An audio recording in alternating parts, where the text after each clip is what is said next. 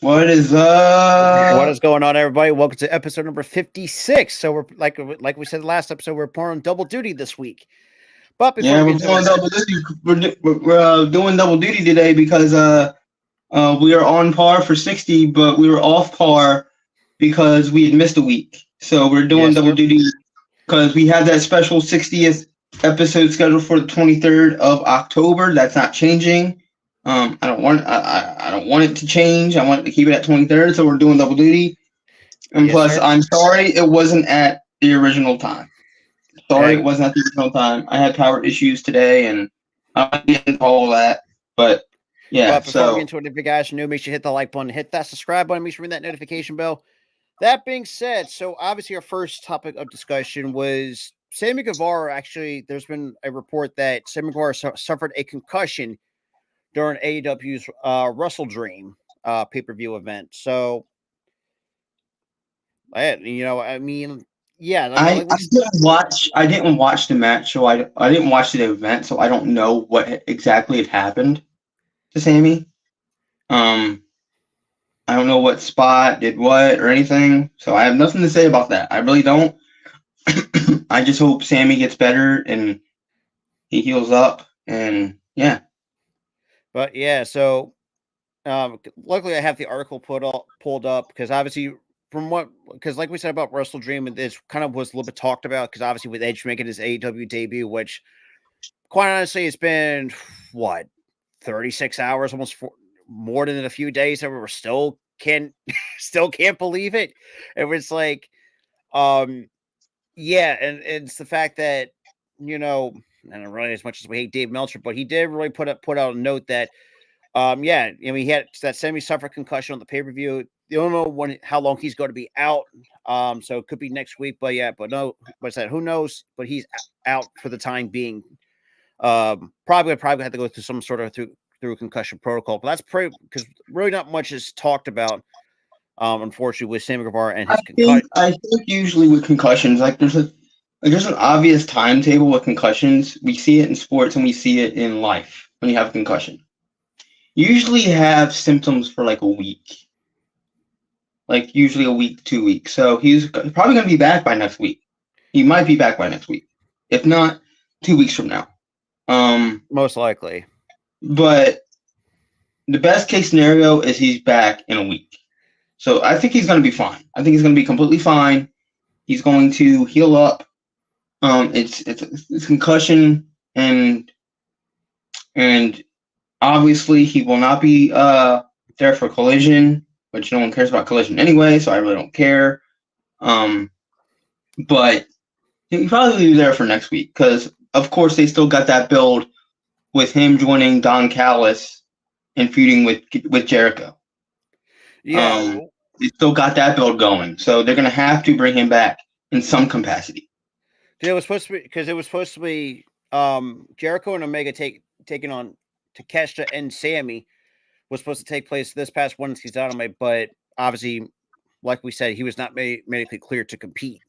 That turned into a segment with like a backstage interview segment where where Jericho and Omega were talking about the partnership, and then you have Adam Copeland pop in Yeah, talking about look at all these Canadians in this room right now, and like that's what he said. All these Canadians in one room.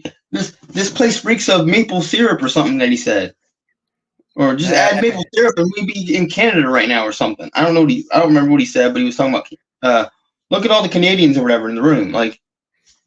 But or no, he said look at all the Canadiana. That's what he said in the room. You would think that they'd have maple syrup in here. That's what he said. But yeah, that turned into like a segment, like you know how John Cena and Undertaker met up yeah, back in 02? It kind of gave me the same, like that same vibe. yeah. It gave me that vibe. It was like he shook the legend, shook the newcomer's hand pretty much in that Yeah, sense.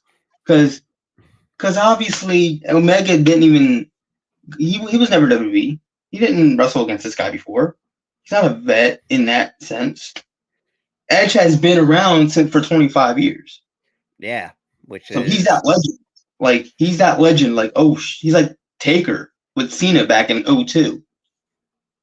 Exactly. And speaking with Adam Copeland, but he did say retirement was a real option before he signed with AEW. And quite honestly, and quite honestly, can I tell you something here?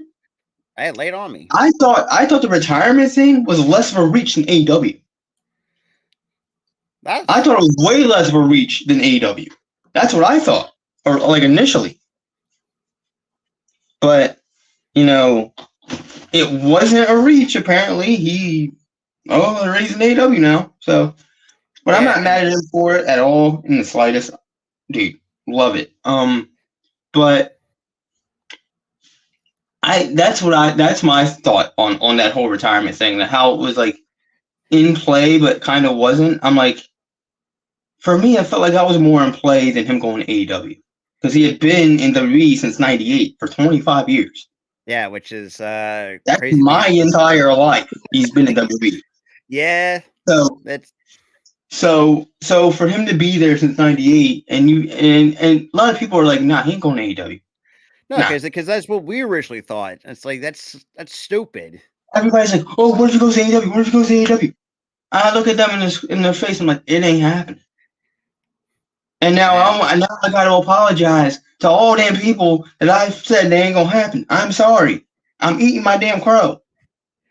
No, it's like because like we said before, even though like the last episode we did, like we're still having a hard time believing that Edge is Adam. Bro, dude, I was shitting a brick again this Wednesday when I saw him come out. It's kind of really hard to really fathom that a dude.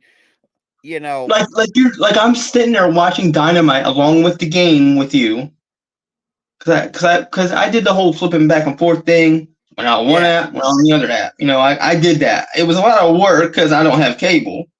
I'm going off of one app, going into another app to watch two shows going on or two things going on. But I only wanted to watch what was going to be said with Adam Copeland. And then we got to the part where he hugs Christian. Christian goes, "Go F yourself." Yeah. And I'm like, well, there goes that friendship out the window. Woo, gone. Or I kind of feel like they're kind of teasing what they did back in the late '90s. When they had that. You know what's funny? I think Christian said the same thing in the late '90s. Go F yourself. If I remember correctly, like probably, but like I said, we'll see Tuesday once we get. But I did make a joke though. I did think of a joke about that. I looked at that and I told myself, I monologued to myself. I'm like, this doesn't reek of awesomeness. But it really is. And sticking with Adam Copeland though, but he did say he even says, I feel like by being in AEW, I could help the industry as a whole lot more. That's exactly why I love it. That's why exactly like I love it, because you have future stars of business in that company that he could help out. Sammy Guevara, Darby Allin, who he's helping out get over. He's helping out get over what's his face? Nick Wayne. Yeah. He's helping him get over. He's helping, Luchasaurus is going to be getting help to get over on Tuesday. He's going to get over. Yeah. And we know for a fact in that title match, Edge is putting over Luchasaurus. He ain't winning that. And I'm okay with that because Luchasaurus, he is a future star in the business. He is. I'll probably say it's going to be more of a hard fight. And I know and my family watches Big Brother, so it's a complete mind fuck. That guy Luchasaurus in that show. Still. Or for those who don't remember Lucha Underground, like he was also that chameleon, or was it reptile bullshit that he pulled in and let you? Yes, that's right. Reptilian, something like some before you some reptile thing. But if you take off, dude, that guy was in Big Brother. Like, take off the mask and you will see who I'm talking about, Big Brother fans. Yeah, it's crazy beyond belief that a guy like Luchasaurus actually was on Big Brother of all freaking places. Dude, I saw. It's like. I'm like, there's no way that's the same guy. And I looked up Luchasaurus' Wikipedia page. It was like, he went on Big Brother so and so in 20 whatever, and I'm like, yo, no way. Because So my this is family what watched that show, so it was a complete mind fuck. It was a complete mind fuck knowing that fact, it really and is. that was. But But Edge yeah, actually did say this during when he reflected on his debut. Pretty much said, "quote I feel like a little kid. I feel like I used to feel when I first wrestled. I don't feel like a 31-year veteran right now. So I landed and I had this kind of treatment of a video package to kind of play as the introduction before I came out and called Darby because I'm like he's a Seattle guy and he'll able to find an old muscle car and all these things and pretty much man, talking about I hope Darby let him keep that muscle car because that was one sexy car. Let's be I gotta honest, I that was gotta a give a sexy ass car. and honestly, probably the best. Yeah, I mean, not really for me. I always actually really like that video package in terms of. Dude, that was genius. That was genius of Edge and Darby to, or majority Edge because he was like, I'm gonna film like a vignette of like, but not really revealing me, but just me in a car driving to the arena, Yeah, like, and it was like a really cool. It was really creative Edge. and Now quite Adam Copeland, you were a genius. well, and that's the one thing that we touched upon too. Like nowadays, it's like we don't really see the kind of vignettes anymore like we used to. Obviously, like 10, 15 years ago. Um, That's the thing. You went old school with it. yeah, Old because school, I'm yeah, where it was like it's kind of like a reveal of like who could it be, but you don't know who it is. it's not like a full reveal, but it kind of gives you a sense like who could this person be in that sense. And that was the one thing that even Edge talked about too during his time in WWE. Yeah, that's kind of how what they were kind of doing with him I'll um be back, brother. when he first came into the company. And yeah, so before we get any further, I want to give a quick shout out to some of our sponsors and we're going to hear a word from our sponsor SeatGeek. So that obviously it's going to be a lot of fun. Have you thought about saving money on tickets, whether it's sporting events, concerts, wrestling events, etc.? Use my promo code Philly Sports at checkout to save $20 off your order. That is PHILLYSPORTS Philly Sports to save $20 off. Ladies and gentlemen, that is all in capital letters at checkout to save $20 off. Kind of really eliminate all the fees and stuff like that. Whether, like I say, you're going to wrestling events, concerts, that kind of thing, sporting events, whether it's especially this time of year for the playoffs to start. So shout out to SeatGeek for sponsoring the show. But yeah, kind of really touching upon like we said, because me and Tara talked about touches as well as the fact that nowadays it's like we don't really see like people like video packages anymore, vignettes, these kind of things where it really shows you like, or not say show, but it really kind of gives an idea of like who is coming or who is debuting, that kind of thing. Yeah, and a lot of times I would say the last 5 years, I would say like the last, it's been it's like we said, it's been a long time since, and credit to Edge or Adam Copeland for really putting that video package together to, really surprise the entire world. Let's bro the wrestling world. And yes, there was some downsides to that because how diehard or these delusional WWE marks would say or be to call this dude a traitor. It's like, dude, you know, like the WWE was going in a younger direction. So I mean, it's something that which stinks because I mean I think he's still a WWE Hall of Famer at the end of the day, no matter how you look at it. But I'm very impressed of what especially what Edge is going to be doing in AEW. That's for sure. Oh God. Well, and yeah, and that was the one thing that's and what another thing that I would want to touch on while my co-host comes right back is the fact that I think AEW needs that kind of a locker room leader to the point, another locker room leader, kind of like Edge or Adam Copeland, because I know that to a lot of people, to an extent, I think people are going to get it's going to be a bit hard to used to call an Edge by his real name.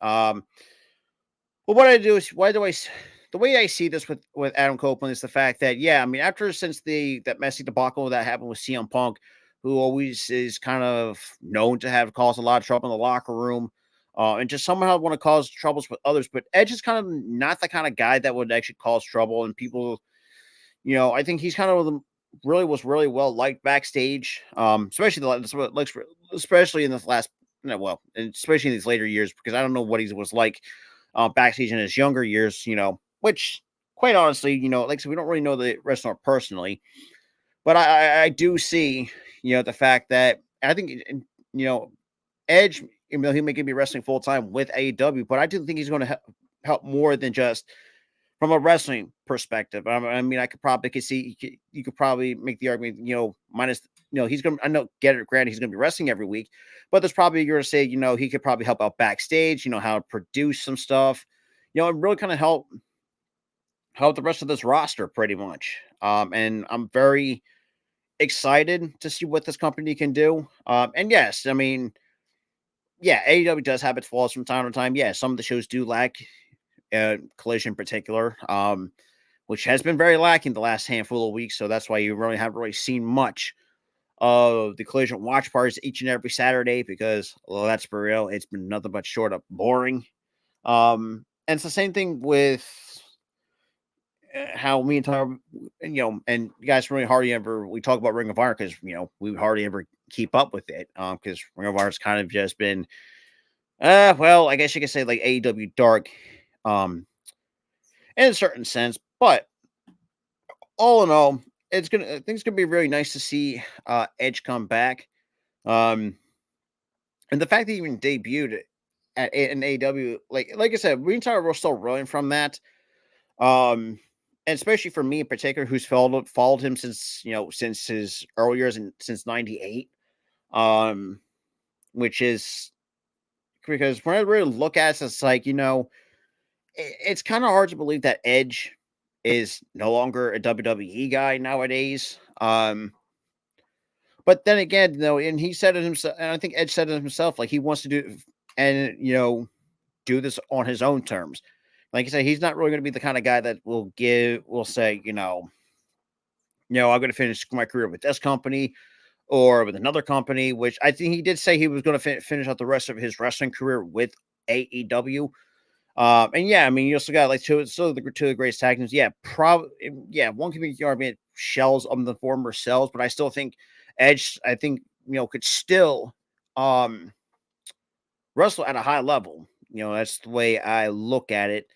But like I said, with others, and shout out to we have, shout out to for those who are just coming in or find the show, because like I said, we're pulling double duty this week. Obviously we have, because the show's been going on for quite a while. So episode number 56.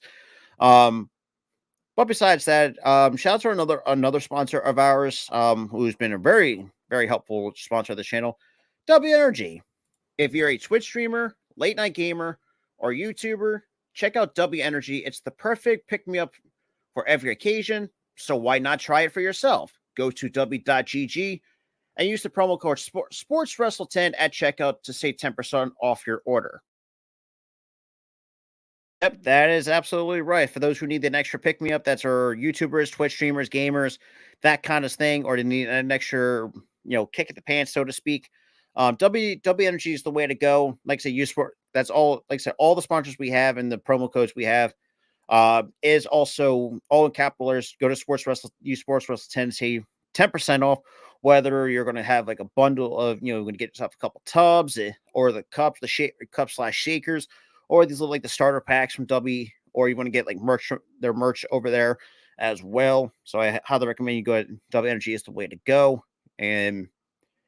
But yeah, so other than that, it's been, I would say in the wrestling world, it's been it's kind of been back and forth in a little bit. Obviously this week, or yes, I'm saying going into next week, with Tuesday, obviously WWE's pulling out all the stops for NXT. Like I said, like I said, I don't really have that in my notes, but I do want to kind of talk about that a little bit while Tyler's a bit away. But like I said, I'm not really, I think it's kind of not say like a penny move, but I do think it's some sort of pennies at the same time where they're going to have all these main roster people down in the NXT, which I want to get this off my chest really quick because it's getting to the point where it's like the main roster does not need to help NXT. I'm sorry. It's the way I look at it. And whether you agree to or disagree with me, look, if you disagree with me, we're all the same, fine. I could care less. But none of these main rosters stars like Dominic Mysterio, the rest of Judgment Day, Becky Lynch. Now you have John Cena coming down to the corner for Braun Break or Carmelo Hayes, and then you have Paul Heyman coming. Then you have Asuka taking on Roxanne Perez. I'm sorry, but that just doesn't really do it for me with NXT. Like I said, NXT hasn't been the one thing that NXT really focuses on is how to build their young stars. That's besides the point. But moving on, there's been a list of ex-WWE stars who are potentially or likely to join AEW, Impact, and probably some other promotions. Like I said, like one name in particular that I've been seeing around with Dolph Ziggler, which I'm kind of surprised. Like granted, yes, he wasn't really. I mean, he's still. I don't see him going to Impact. I see him going to AEW with his brother. Yeah, it's like joining up with his brother. And honestly, I think it would help his brother a ton because they could put them in a tag team and they'd be money. Yeah, exactly. And I feel like if they put them in a tag team together, him and his brother in AEW, that'd be money. Now, Impact, that's not. I could see that too, but I see more of him in AEW than anything. Because I feel like he's another kind of guy that will kind of help out the rosters with, and still can go at a high level. At where he's at right now. It's kind of very. And plus, too, he's considerably younger than Edge's or Adam Copeland. Considerably younger. So he can still go for I would say next amount of years, It really is. And yes, remember the older days? Well, boy. Mikey! Oh, and yes, they're probably the most, not just that gimmick, but also probably the worst gimmick of him being a golf caddy to Kerwin freaking White. That wasn't like it was the worst gimmick. That was just blatantly racist. Yeah, and that's not even in the realm of just being a worst gimmick. That's a gimmick that should have never happened. Period. The one thing I will say, I'll get Dolph credit for pushing them through because let's be real, those are just. But I mean, ever since Dolph Ziggler became what he is now, like the dude has done really a lot.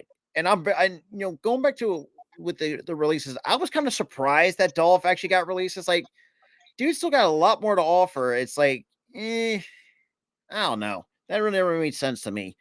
But hey, wherever just Dolph Ziggler goes, I say I'm nothing wish nothing but the best, and still kick ass. Another name that could be potentially either join AEW or Impact or New Japan or wherever. Mustafa Ali. I see Mustafa going to Impact. Yeah, I think he'd do wonders for that X division, to be honest. Boy, him and Ace Austin, Jesus. But yeah, Mustafa Ali is another name that will be a good bet to sign with AEW, if not right away. But who wrote this? Actually, Angel Amaro. Or Rob. Here's another match that I was thinking of. Him and that one guy who was just an X Division champion not that long ago. Shit, what's his name? Well, I should tell you that we haven't. Well, that's kind of been. He was part of MSK with Or no, he wasn't part of MSK. He was part of somebody. He was with the Radicals, but he was the one that was left behind when both Radical members left. It's. Oh, and now he's back. And now he's back with Wesley. Not Wesley, the other guy. Shit. All right. I should tell you how long it's been since we've been slacking on Impact. Yeah, but I knew he was X Division champion though, because I watched him recently, but I forgot his name. And yeah, and I think Mustafa Ali. I mean, as Angel put this, it's another name that would seem to get a bet to some AEW, but if not right away, then he would like to expect him in Impact or New Japan Pro Wrestling. New Japan would be an interesting spot for Ali. That junior division, that junior heavyweight division, I mean, he's got Yo. the. But as New Japan Pro Wrestling, as Fightful reported, there were plans for him to win the NXT North American Championship, but his release was a late decision. Boy, and that really pissed most everybody off. But Ali is another guy that people in WWE felt he had a lot more to offer than what the creative gave him. Thank you. We've been saying that for how freaking long, eh? Jesus. Another name, which is kind of not surprising, or at least not surprising, Shelton Benjamin. I don't see him going. I don't see him going to Impact. But then again, I kind of do because his buddy, his former tag team partner, was there for like a week. Then he got hurt. Yeah. Charlie Haas, if you remember that name. Oh, he came back to the limelight recently, but he got hurt in an Impact taping. But yeah, so Shelton Benjamin seems like another likely choice for AW to sign. Fightful reported that Benjamin is someone. I don't see that. Yeah, I think another name, which honestly I think a lot of promotions should stay away from. Matt Riddle seems to be out of the question, and rightfully so. The dude's been nothing. Here's the thing. I'm not gonna say stay off the damn weed like Stephen A. Because whatever, weed. That's whatever. But the man was doing cocaine while under contract with WWE. Yep. If he can just keep his nose clean, literally keep his nose clean, he should be okay. Quite honestly, it's yeah. But now I see why UFC hates him. I see why WWE fired him after the UFC tie-in there. I see Dana White still. And I can see why Dana White needs his guts now. And honestly, I believe Dana White. Like, yeah, I agree with that. The guy's a reckless a-hole with the drugs. Yeah, because remember those who remember the Ultimate Fighter, like, boy, and Dana, like, you could tell, like, Dana, not just Dana White, but Matt Riddle was not well, from my understanding, was not really well liked by his peers. Honestly, even in real life, the guy can be a pretentious douchebag. That's the guy tried to fight, dude. The guy tried to fight Goldberg because he wanted to sign an autograph when he was a fan. Yeah. Are you kidding me? I forgot about that story. Riddle, are you joking right now? Because he rubbed you the wrong way because he went and signed an autograph for you? Are you that damn serious, Riddle? That's why that's when I started to be like, you know what? I'll tolerate Riddle, but I'm not gonna like the guy because you want to fight somebody over an autograph? Yeah, that wasn't 20+ years ago. Come on. Quite honestly, and I don't think it's going to be. I think it's going to be hard for Riddle to find a job in this business again, especially all the crap that's been coming out about him. It's ridiculous. But there were some other names been thrown around, especially for Impact. It seems like Dana Brooke, Mansoor, Mace, Davocado, Elias, Riddick Moss, Emma, Aaliyah. Now, I'm going to tell you, now, before you read any more names, I'm going to stop you at Emma. WWE, what the hell was the point? What was the point? You find her the first time, you bring her back. Oh, we're going to screw you over again. We got nothing for you. Sorry. And why did you sign her back? WWE. It really never really makes sense because it's like, first of all, yeah, you fired her because of a freaking thing, a shoplifting for a freaking phone. I went and read that story. It's like, no, they didn't fire her for that. No, they didn't fire her for that. They just suspended her. Like, oh, we're gonna write. You just shoplifted for a phone. You needed a phone. Whatever. It was a phone case for. Like, but that's the thing. That was like, but they didn't fire her for that because she was still on the roster. And that was like 2014. She was still on the roster for about like 2017, 18. They tried to change her gimmick, and it was the stupidest freaking gimmick ever. Yeah, Emelina. That she went out and killed it herself. And I'm like, thank God. Yeah, not even 5 seconds. I'm going from Emelina back to Emma. I'm like, yes. Like, thank Because God. that gimmick was freaking stupid, bro. It really was. And quite honestly, I don't mind seeing her going back to Impact because I think she actually had a better run in Impact in what, 2018, 2019. She was in Impact from, I think it was 2018, and then she went to Ring of Honor in 2019.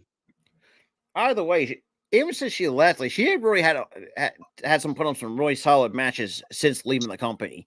And that's the thing too. Like a Dabba-Kato, I could see why. I mean, he really,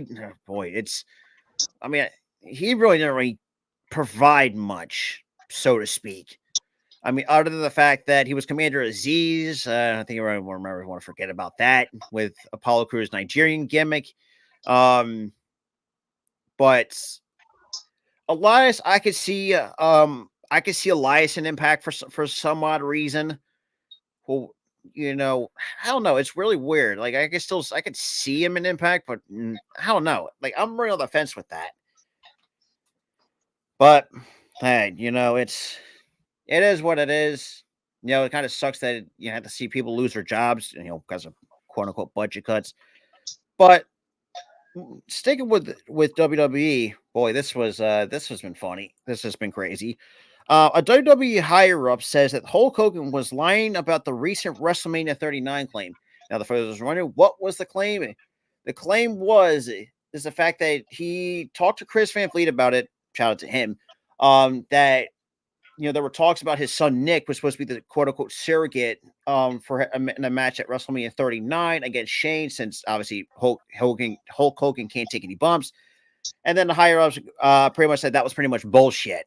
So Hulk Hogan has been no stranger to. Do you know what else he lied about? And it came to light that he lied about. What's that? That stupid story where he met a Make-A-Wish kid back at a wrestling show back in the 90s. I complete. That never happened. Oh yeah, that's right. I remember reading that. That was like, that never happened, and that pissed me off. I'm like, what else? What else are you been hiding? Are you hiding? Like, what else are you hiding? Well, because we already know. Because people remember Hogan like him like saying like racial and homophobic slurs, and an appropriate video came out about him. We're not gonna go too much into detail, but if you go there, it rhymes with Mexmate. I'm just gonna say that rhymes with Mexmate. But yeah, Hulk Hogan has been nothing but, and rightfully so, been paid right now. Is portrayed as a villain, and rightfully so. The dude look like it comes off as a complete freaking jerk. The guy's a dick. The guy's a douchebag. He is a scumbag. He's the true definition of a scumbag. And and I'm at times, and the fact that WWE brings it back for like appearances, like, I mean, why do you even? And that makes me want to question. You know what really set me off? Sure. It was the mania when COVID was ending, and they had just brought fans back. Oh yeah. We're gonna make you host with a black man, Titus O'Neil, knowing that Hulk Hogan was a racist. Yeah, because I think a lot of people tend to forget he actually said, "Oh boy, that rubs me the wrong way, completely the wrong way." Because not that Hulk Hogan, he shouldn't be with the black, that's not gonna, or Titus O'Neil is black, you don't need to be no, none of that. It's the fact that you put a racist. You basically punished Titus O'Neil by putting him with a racist. And that was the one thing too. Like, we all came out about it. That was because I think TMZ reported there was a lot of videos about him coming out with saying racial slurs and stuff like that. It was not good for Hulk Hogan. Hard R. We'll leave it at that. Yeah, we'll leave it at that. And and like we said, and rightfully so, and and obviously from a WWE source is so Fightful said quoted the higher up saying that there has been never a serious conversation about Nick being involved in anything. The source even added, even when Hulk would mention being involved in things, there wasn't an interest or a benefit to that. So exactly what we're saying, Hulk Hogan just does not give a shit. He's trying to interject. The thing is, it's not just that he's lying. excuse me, it's the fact that he's trying to interject himself into a show, and it pisses me off. It pisses me off to no end. And yeah, and shout out to, I think there was a YouTube content creator actually put out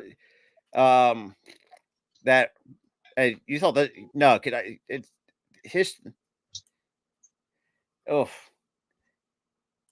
and obviously check out the Wrestling News YouTube channel, but they actually did put out a video which is very interesting about a month ago, talking about the 25 biggest lies that the Hulk Hogan has ever told.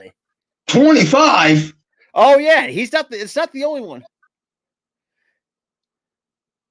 I don't even want to hear about the 25. I don't. I'm gonna watch that. I'm intrigued now. I'm watching that video after this is over. Like, I want to name some in particular. Like, so I'm not going to really dive into it. One of the lies he talked about, for those who have not seen, I think was Iron Claw. I think it's like a biopic of the Von Erich family. I think it is. Yeah. But Hogan said he sat next to Kerry Von Erich. The way how he talked about it is like, even though that's before my time, I could smell that sounds like a load of crap to me for some reason. And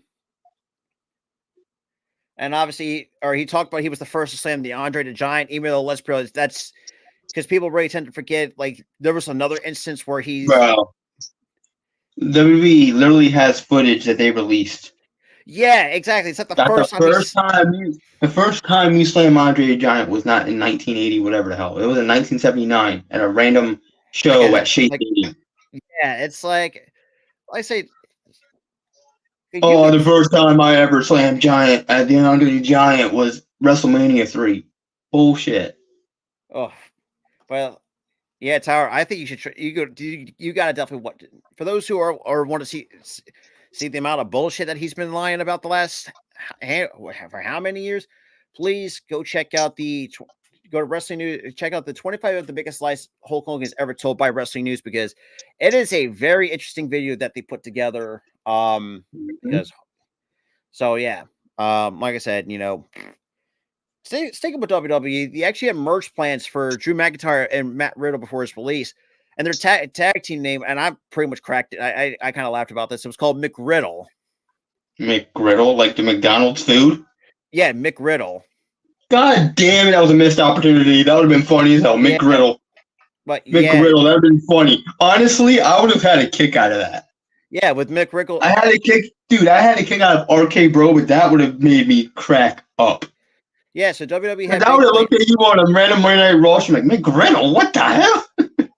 But WWE had me and you on a Raw stream, if that happened, would be on the floor laughing.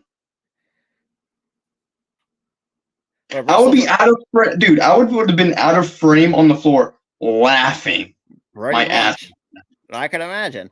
But WrestleVotes actually reported that today that the WWE had significant plans for Riddle and McIntyre on the Red brand with various merchandise items with an interesting name.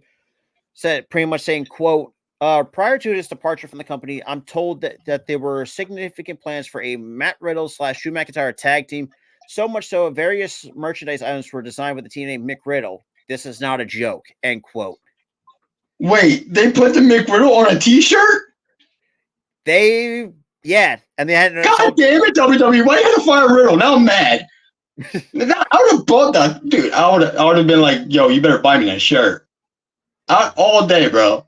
I'd have been like, yo, if I get that shirt, I'd be happy as hell, because that's funny.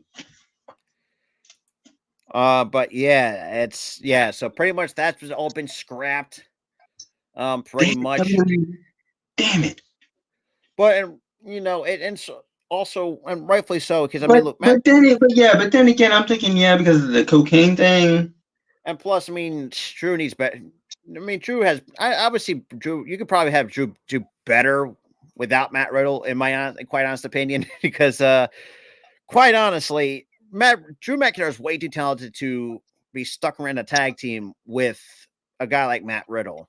But I will say this: it would have been better than what happened with him and Big E. It was Big E and Big D.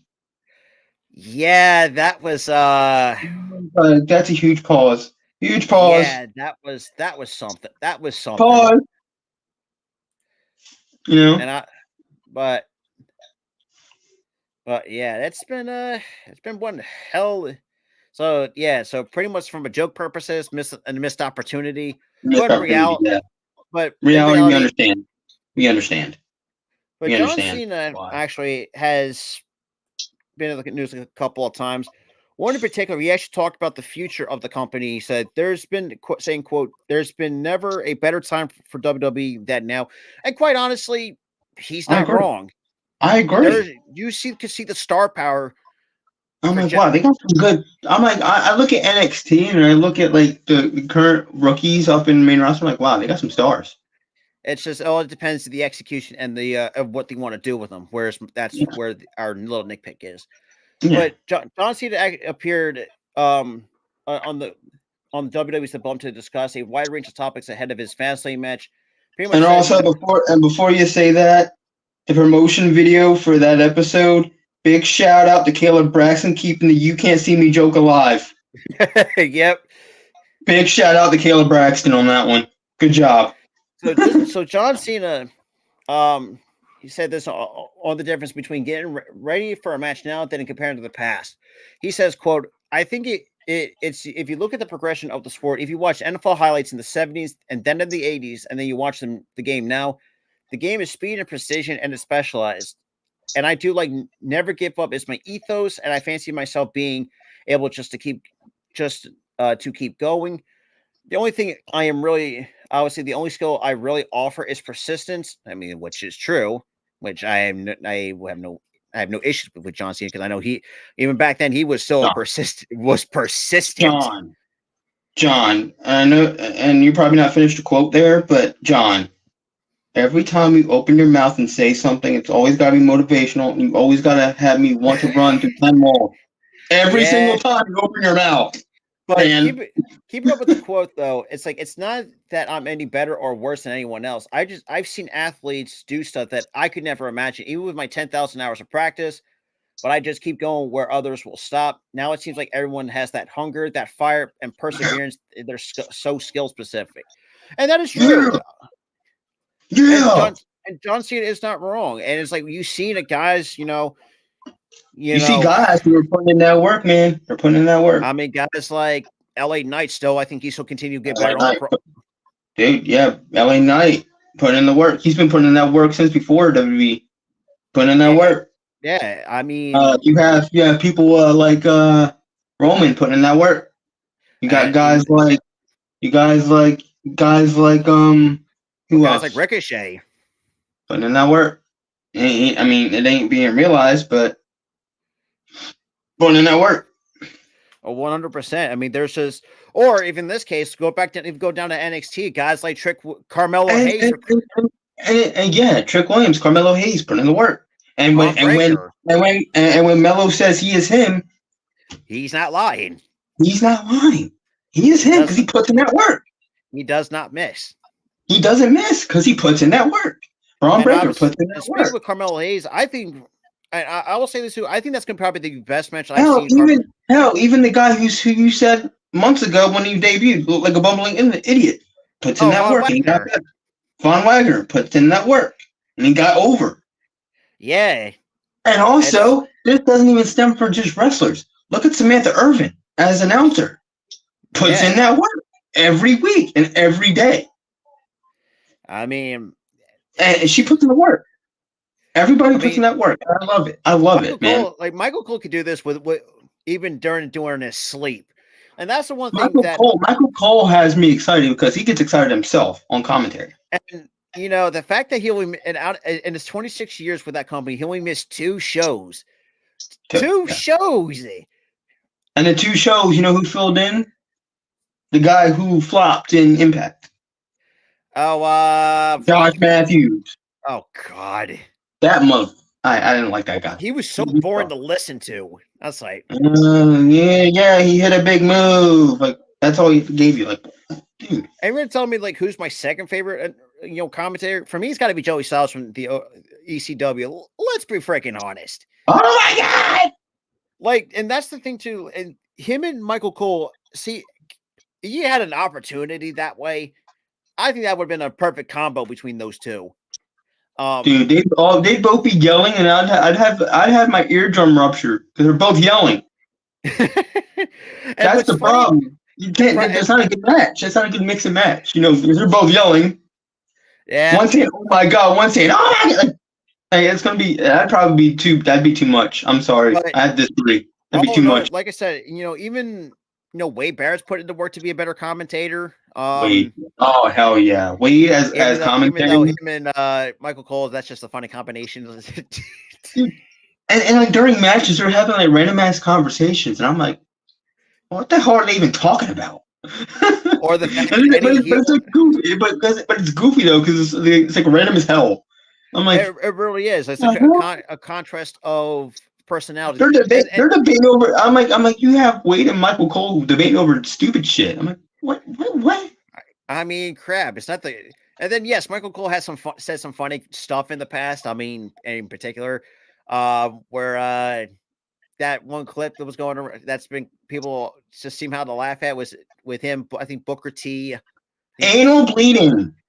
Like, and Booker T goes, what? Just, like, no hesitation. It's like no, but here's the thing. He goes, yes, as well as ruptured whatever, like all normal injuries. Jerry King Lawler is also suffering from anal bleeding, and he says it with a straight face. What? Straight face in it too. I don't know how he did it.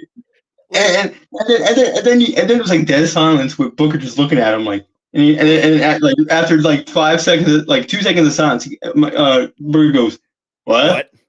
and that's another guy that's been kind of put to work to be better as a commentator as well, and that's Booker T. Even though that's where I still don't even know what episode of Raw that was.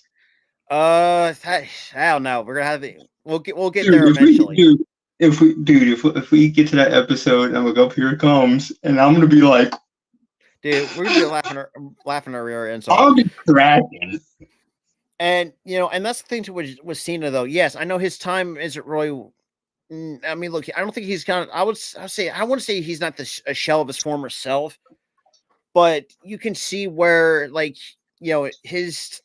And let's be real, he's been doing this role the longest time. For those who remember, prior him to become what he is now, I mean, dude was in OVW, named the Prototype. That's like, he was a robot in the OVW, which you know what shocks me though. I was watching that show Wrestlers. Really? OVW is going through some money issues. Yeah, they're going through financial problems. They're going through financial shit because they keep losing money. I was watching Wrestlers, that Netflix doc. I didn't know that was that bad. I'm like, damn. Yeah, like that's so. Yeah, I remember when OVW was the hotbed for like developmental. That was NXT before NXT and FCW. Yeah, I mean, and that was the 2000s version of NXT, but it wasn't nationally known as like. No, because it was basically a quote unquote territory. Development was a territory. It was a territory. It's the same thing with Deep South, and before that went under. Deep South went under after that and now FCW went under because they rebranded it to NXT. And yeah, I mean, if we look at the early days of NXT, yeah, it was more like a reality show. Anything else, I was like, what? Here's the problem. Here's the problem that I have with it, right? The theme song sounded like a theme song you hear on MTV. Yeah. And then you had the damn game show, and I'm like, am I watching MTV right now, or am I watching wrestling? What's going on? There was like 1 week on old NXT where they had do like impersonate like a talent contest. Like it's like, this is supposed to be like a developmental wrestling thing. Cut a promo about hair. What? Yeah, it was so convoluted, but thank God for when 2012 came along. Thank God they ditched that. And became what it is. Well, my brain hurt watching that. That was on Sci-Fi too. I'm like, yo, that shit makes my brain hurt. But overall, like I said, NXT, and yes, I mean, has been through a lot of changes since its inception, and rightfully so. And look, we all know the best era for NXT is the Black and Gold era. I mean, it's really no questions about it, man.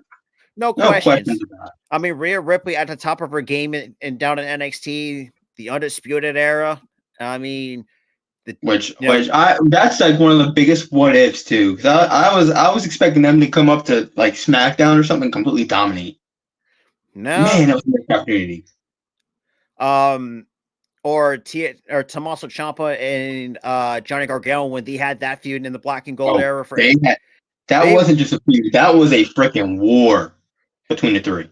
War. And yeah, it should tell you like who else? Probably Aleister Black when at the top of his game in NXT. Same with Andrade. Kicking fools' heads off. Andrade. Even though Sammy, KO. And that was the one thing too that I will give John Cena credit for, is actually giving a lot of exposure to Kevin Owens, because it's like I'm thinking to myself, who's this dude? He was his first feud, and because at the time I'm thinking to myself like, who's Kevin Owens? It's like because like I said, because me and Tyler never seen him wrestling on the independent, because this is before we found out about Ring of Honor and the but here's the thing though, this is before I even came back to wrestling. This was 2015. Yeah, exactly. That's in 2016. I'm like, who the hell are all these guys? Because I remember the guys from like 2011 and back, 2012 and back. Exactly. And I'm like, who the hell are these guys? I'm like, I know you're Dolph Ziggler. I know you're John Cena, but like who are you? Most of your familiar faces, but you have that new crop of superstars, and now we're seeing KL's more like a Rachel Holic. Yeah, where he's constantly like he's I don't know. I'm not saying like a Rachel Holic where he just like these like. Oh, you're talking about Kevin Owens, right? When he just freaks the fuck out. Yeah, pretty much. He's like, dude, calm down. But and Sammy, minus. My favorite freak out of Kevin was. Oh yeah, so in the wrong locker room. Yeah, when everybody was standing too close to him, like, why is everybody standing too close to me? You're over here. And for those who have not seen that clip, boy, talk about the most memorable moment. Like I guess you could say throughout entire social media. Like, too close to me. Leave. But yeah, and it's like really, and like I said, I think with John Cena, look, and I know John Cena hasn't been what he once was, but one thing you have to give him credit for is giving guys like a KO a spotlight. And now, yes, I will say KO had probably the most ugliest design of the NXT Championship, and I will still stand on that. The middle. Yeah, I hate that. I hated that design. It just never really. Even with the NXT, and plus the letters were like blocky. It was just so. It was not appealing. Now, when they redesigned the NXT, and both the women's, let's bro, the women's was not the greatest design either by any stretch of the means, and that's not. It was just an oval. It was just an oval. It's like NXT's version of the Divas Championship by the color scheme. If you think about it, now that I think about it, holy shit! That's now I can see that. Because back in the day when that design was around, the Divas Championship still existed. Or as Tyler puts it, the tramp stamp title. It literally looks like a tramp stamp. Am I lying or not, wrestling fan? You're not wrong. Oh my god! And yes, this was still at the time where women was still not. They were still seen as sexual objects. It was slightly less sexual objects than when they once were. They were still given 2-minute matches. Yeah, and still to this day, they're still. And then they gave, and then another thing, they gave him joke gimmicks. He gave Natalya a fart gimmick. Remember when that happened? Yeah, that was. They bullied Mickie James out the damn door. Oh boy, calling her a fat pig, pretty much. Oof. Even look back, because trust me, I cringe when I look back at it. I said, "Boy." Oh, I was like, I feel bad for Mickie James there. Like, and I could imagine like how uncomfortable. Obviously, probably Michelle McCool and Layla. She looked uncomfortable too when that whole thing was going down. I'm like, all three. You can see all women being uncomfortable with that site.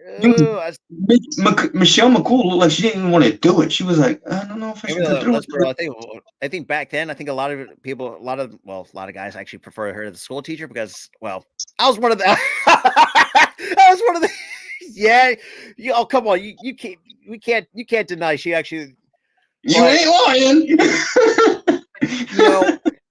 Looks like Michelle McCool nowadays look like ever since follow her and the Undertaker on social media, probably living the best life as Undertaker, possible. do not goose our throats and choke slam us. Okay. That's back in the day. We were dumb kids, all right? We were dumb kids. We're adults now. Y'all are for each other. But it's really kind of crazy, like how much this time has just changed since then. Not just for the women's side of things, but with John Cena helping out, giving like guys like KO, Sammy an opportunity.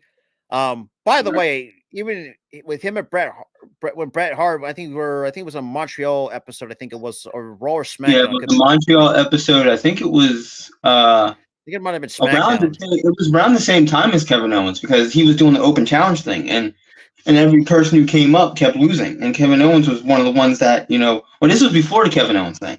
Sammy got the Raw first because Sammy had lost that match, and then Kevin came in, beat down John Cena, pop a powerbomb, pay-per-view, he wins the U.S. title. Yeah, and that was the one. And then Kevin Owens thing catapulted into a feud. The Sami Zayn thing, he got his call up, yes, but that was just the answer to open challenge. But it was kind of a test, like see how can the crowd really buy in. And from the entrance to the match itself, he passed that test. And yes, I mean he's been pretty entertaining as of late. But when you really look at the his time, especially with the company, yeah, he had minus the Bloodline storyline. But it stunk because I will say this: a birthday. I'm feeling Usi thing, and I'm happy about that. Yeah. I think another thing that what you had to give John Cena credit for nowadays, even back then too, like gave the Shield and the only one that I'm still pissed about that he didn't give an opportunity to was Nexus. He buried Nexus. Yeah, that was the Super Cena days with the golden shovel. That was when he did. That's when he was politicking like a mofo back in 2011. And he had even I think Edge talked about it in the interview. Like he was disgusted about that. It's like because he said, "Look, you have potential there, and then you decided to fumble it." And I was like, "Boy, that's fumbling." He probably had a fight with Cena backstage. Said, "Dude, your ego is way too high. Tone it down." It really is. But like you're looking like me when I was a dickhead in 06. Yeah. Tone it down. The way what or I would say not like Edge in 06, but also kind of how what Triple H was in You're the looking 90s. like Triple H in 1999. Tone it down. Like yeah, and ever since then, Wade Barrett hasn't really. I mean, no, I would say he really has. Wade, I think he survived that because he was still an Intercontinental champion after that. But just not much. And everybody.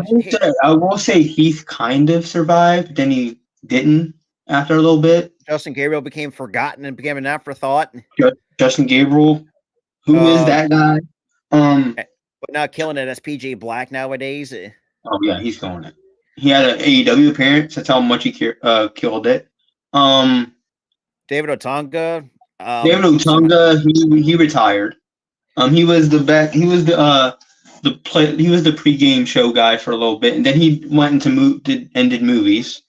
Yeah, even though he mainly did the Medea movies, though. He mainly did the Medea movies, which they're good movies. They're good movies. I love Medea, funny as hell. But yeah, he mainly did those movies. But yeah, David Otunga, he retired and did movies. Who else was like? I mean, you had Skip Sheffield, or people know him as nowadays as Ryback. Now, the guy, he screwed himself. That guy screwed himself because he was a dick. That was the thing. He was a dick. So he screwed himself. Trying to think. And then one other guy, he was a nobody. Like, complete nobody. No one remembers him. So we're going to include him. But I don't even know the guy's name. I don't remember that guy. But I mean, with Heath nowadays, he's just killing it. Impact. He is killing it. Yeah, it's like the dude has shown and he was in a tag team match. He was in a tag team hardcore match with Sammy freaking Callahan recently.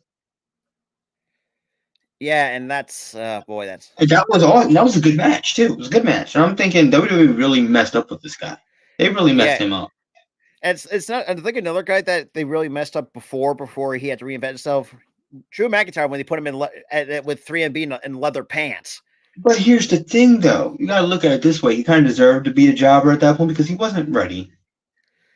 He wasn't Yeah. ready. And what are you going to do? Send him down to NXT? You can't do that. I mean, now they could have, but because they now think about it. Back then, they weren't thinking about that. Yeah, that's absolutely true. I need to think of it. But I think overall, Cena had some good moments with some of the young talent nowadays. But 2015, that's when you really saw like his ego kind of was. His ego was calming down. He was like, I'm gonna help the younger guys. I was kind of a douche in 2011. I'm gonna calm down. I'm gonna help the younger guys. And he really, dude, if he didn't help Kevin Owens would not be Universal Champion. It really was. And Kevin Owens wouldn't be a U.S. champion. Sami Zayn wouldn't be a tag team champion or an IC champion. No, absolutely not. Like I said, or Roman Reigns cannot be what he is now. Roman Reigns can't be what he is now. But then again, he would have because Vince had a hard on for the guy. Pause, but I can't beat around the bush with that. Yeah. Like Roman Reigns was always seen as the guy from the jump. That's what I mean. From Vince. I mean, when you really look at it, from a face value perspective, you could see like he has superstar written all over him. But the problem was, the gimmick just didn't sit well with it. It had that as he's not a good face. He's not a good face. That's the thing. He comes more as a heel because when you look at his personality, now if you'd have had him as a baby face and he comes in and give him something like what Hook is in AEW, barely speaks but kicks ass. I would have no issues with that. I would have been okay with that. And then the question is, like, if that was the case, then you would have to at least someone give him a mount. But then again, though, I think Seth, if you still had with the Shield was still together, I think Seth would kind of be the mouthpiece in a certain sense. For me, it was Seth and Dean were the mouthpieces. Roman was just the bodyguard. He was the body guy. He was kind of that enforcer, he was that enforcer that would whip ass. But then you have Seth and Dean be the talkers, who also can whip ass. But yeah, and that's the thing too. And like nowadays, it just seems like nowadays we're seeing not just from the men's side of things, but we're seeing some of the women in the women's division haven't been like kind of pulling the John Cena type of ego. Charlotte for one, and now Becky's is getting up there as well because. There was like I wouldn't say Becky is the ego maniac here. I don't see it. I still don't see it because she's not the one that decided to go to NXT. She's not the one that decided to win the title. That was Triple H and Shawn Michaels doing to have her completely screw over the younger talent. And honestly, sorry Triple H, that's a big L on your part because boy, you had to replicate what Vince did with Charlotte and Rhea back in Mania 36, and everybody want to freaking remember that. And that was we're putting you on COVID Mania, Rhea Ripley with no fans, and they're going to lose the title. Yeah, to a woman who's already. And all I've got to say about that, though, Rob, is I'm glad there wasn't a crowd to completely embarrass Rhea. Oh, you ain't kidding! And ever since then, and we said this too. Even since after that, Rhea has. In a sense, floundered, and this is where when you had Edge. But then again, they rectified the ship. They did it, but with her first feud when she was the women's world heavyweight champion was against Charlotte, and the story was, that I have to beat her because she completely embarrassed me at Mania. Taking a title that she didn't even deserve to win, but she didn't. Because was this pre-Judgment Day? Because this had to have been pre-Judgment Day, if I'm not mistaken. This was pre-Judgment Day, but this was pre-call-up for Rhea. Okay. This is pre-call-up. This was like right before the call-up. Because she got called up a year later. In 2021, she got called up, I think. Yeah. Or no, it was later in 2020 she got called up. Later that year. Yeah, going into 2021. Yeah, it was during the Thunderdome era when she got called up. That was when Rhea got called up. But But they rectified it with the story with Charlotte. Like, you completely embarrassed me at Mania, which was right, and now I've got to beat you, and she did, and they completely rectified the entire situation. Everybody has since forgotten about it. Yeah, but at the same time, though, after she rectified it pre-Judgment Day, she was still kind of, in a sense, floundered until it had. No, this was right after she joined Judgment Day. Like right. Yeah, yeah, and that's what you have to give Edge a lot of freaking credit for because boy, he literally saved her career. Yeah, and then they kicked him out.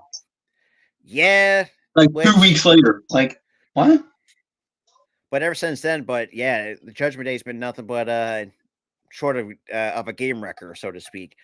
And with that as well, and yes, would I have had no issues with any Becky going down to NXT and help out the talent? Sure, I would have no issues with that. But the fact you had to put Tiffany Stratton look like a complete fucking idiot. Now, here's how I wouldn't have had a problem with it, right? This is what I thought they were going to do. Remember when Dolph Ziggler won the NXT title? Yeah. And then that following Monday, he dropped it back to Braun Breaker on Raw. Yeah, which completely got Braun Breaker his moment in the sun, and it got him over on Raw. Yeah, it did. Which that was a test for him. I was thinking it was the same. I thought it was going to be the same way with Becky. She wins that title on Tuesday, and then that following Monday, she drops it back to Tiffany Stratton. No, she has a random ass match with Natalya. Yeah, which, and I will still stand on this hill too. Like, this is why Hardy wants to be in. No, yes, NXT at times they put on some decent shows, but the problem is, like, you having a lot of the main roster come down there and take over, where it doesn't really work. Yeah, the reason why they're doing this on Tuesday. Let's be honest, it's because of the MLB playoffs. The MLB playoffs caused this, and they're trying to compete with AEW because we took. And you know what, Rob? It is our team's fault. Yeah, it's Atlanta's fault too. Hey, look, damn you, baseball, because now we have to deal with a meaningless war, and I hate it. I hate it. Yeah, because it's like, because like, I look, and that's the thing too. I will still stand on the hill. Like, the fact that NXT is all about trying to see what you have in terms of your young talent wise, roster wise. And yeah, I mean, you have some really interesting talent, but the fact you had to use the main roster to help save your brand, rather than, because prior to some of the main, Dom showing up. Also, that rubs me the freaking wrong way. What was the fucking point of having Trick Williams to win the damn belt anyways? That never made any fucking sense to me. They Christian caged him. Pretty much. I was like, they have him win the big one. They haven't been win one. They have him win the big one, and completely the next week, nope, you're dropping the title. So, and apparently, people say, I mean, I think this. At some point, Trick's got to be. It still rubs me the wrong way. If I'm Trick, I am annoyed as shit. I'm pretty sure as well. Like, if I'm Trick, I'd be like, I don't know if I would go as far as like, get me out of this contract. I'm out of here. You want to do that to me? Give me a title for a week? Only 3 days. 3 days? 3 days. That makes it even worse. 3 days. You won the pay-per-view. 2 days later, you lose it. Yeah, and don't get me wrong. I thought No Mercy was actually a solid pay-per-view. It was. And I really thought at No Mercy when Trick Williams won that title, it's Trick Williams' time, and I was hyped. And then that shit happens. Yeah, I was pissed. I turned off NXT. I'm like, I'm done. Like, it's like, and that was look, I'm not saying I hate Dom for that. And look, Dom could do so much. Like, there's really and let's be real. Yeah, would have been funny to see Dom get kicked out of the Judgment Day? Yes, but then again, do we really want to see him as a baby? Is it really time? And they're trying to push this story between the wedge between Damian and I think Finn and JD and all. They're trying to build that up, but here's the thing: if you weren't ready to break up, if you weren't really ready to kick out Dom from Judgment Day, why'd you have him lose the belt on Sunday? That's what I'm saying. Like, Why you would could you have him lose the belt on Sunday? Only like for him to win it back 2 days later. because apparently, and that was my thing. I said, and some brain dead individuals think, like, because that's the thing too. They don't care. This company does not care for guys like Trick Williams. If you're not like Carmelo Hayes, look, I'm gonna see they're really screwed, but I think he had a really nice run with the belt. Anyways, I think it was time. It was time for him to drop it, and I think they're rumoring him. I think they're rumoring him for a call up. I could see that, and they're rumoring him for a call up. And I hope they do it. And this is what I've really liked about Ilya Dragunov. I think he's right now one of the best things on NXT consistently. Dude puts on some banger fucking matches. Let's be freaking real. The dude will willing to take shots from Gunther. Oh God, that just makes my chest hurt just thinking about that. Dude, the dude took a mean ass shot from Gunther and then screamed in Gunther's face. Yeah, right after. And that's why that didn't hurt. Like he got hyped over a chop. Yeah, and I'm like, Jesus, you're strong as hell, Ilya. And quite honestly, that match with him and Carmelo, that's for me should be that's a match of the year candidate for me. Match the goddamn year. Sure. Dude. Ilya versus anybody. Let me be honest. Makes everybody look good. Ilya makes everybody look good. Even the best workers, they look even better with Ilya. Exactly. He has that chemistry. It's like he's that easy to work with. I mean, yeah, it's like people that's the one thing too. Like NXT nowadays, yeah, it's kind of hard to get invested because you still got the sense of N 2.0, but they got some nice underrated talent. I will have to admit that. And Gunther, not Gunther, but I will say this about Gunther though, and I know this is going to piss. Hey, look, if I'm going to piss a lot of Roman Reigns fans, I could care freaking less. Quite honestly, I think Gunther has a much better title reign than Roman. You can't convince me otherwise. I think I've seen what he defended on 76 different pay-per-views through many different time zones. I mean, dude, why do you think he's been the model of consistency and having more value? And look, no disrespect to Seth, but Seth hasn't really done much with the new big Goldie. Because right now, the main championship that's been really has a lot of value is the IC title. Seth did somewhat decent with the title reign, but let's be honest, it's not great. The world heavyweight title on Raw, it just feels like a consolation prize because they can't win against Roman. But yeah, because it's like they're trying to. Because Roman's never dropping the belt anytime soon, and that's where it pisses a lot of people off. It's like at some point, you gotta drop that belt, and the only reason why it pisses people off is because he's also on a part-time schedule. So he's not wrestling and defending the belt on a SmackDown. And for me, I get why, because you had a couple of health scares. I'm mad that he has a title and that part-time schedule is in play. But I'm not. I understand why he's on the part-time schedule because he had a leukemia scare twice. Once when he was doing football, and once in 2018 when he was wrestling. Exactly, and yeah, and quite honestly, and I will say this too. And I think we said this before, but I think they should I get it. They did the tribal chief of this back in 2020. It's like you could have done this a little bit sooner because. But here's the thing with the story. It was good, and now they're just spinning the reels with 15 different plot twists. Yeah, it's pretty much going ass backwards, so to speak. And literally going ass backwards because now I'm watching SmackDown and apparently Jimmy's back with the group. I was like, what was the fuck? I'm like, what is this shit? Because we all know that once the Bloodline storyline's done, they got nothing else. They can't do nothing outside to say the damn thing. Sucks to say, it's the truth. Whether y'all people agree with it or not. And that's the thing. I've liked the storyline for the last 3 years prior to the whole 15 plot twists. Prior to SummerSlam, I was liking it. I'm like, oh shit, it's about to end. Like I was really excited. I'm like, oh, it's about to blow up. This is about to be the crescendo here, and then they Yep. plot twisted it. I'm like, are you serious? Like I didn't care that. Like I didn't care that they broke up the Usos because they've been a tag team for like 13 years. It's time for them to spread their wings. Yeah, I But agree. but the fact that you have me now back in the group, now I'm like, yeah, now y'all are just spinning your wheels. This storyline ain't even good anymore. It ain't Yeah. even good. It's just dragging at this point.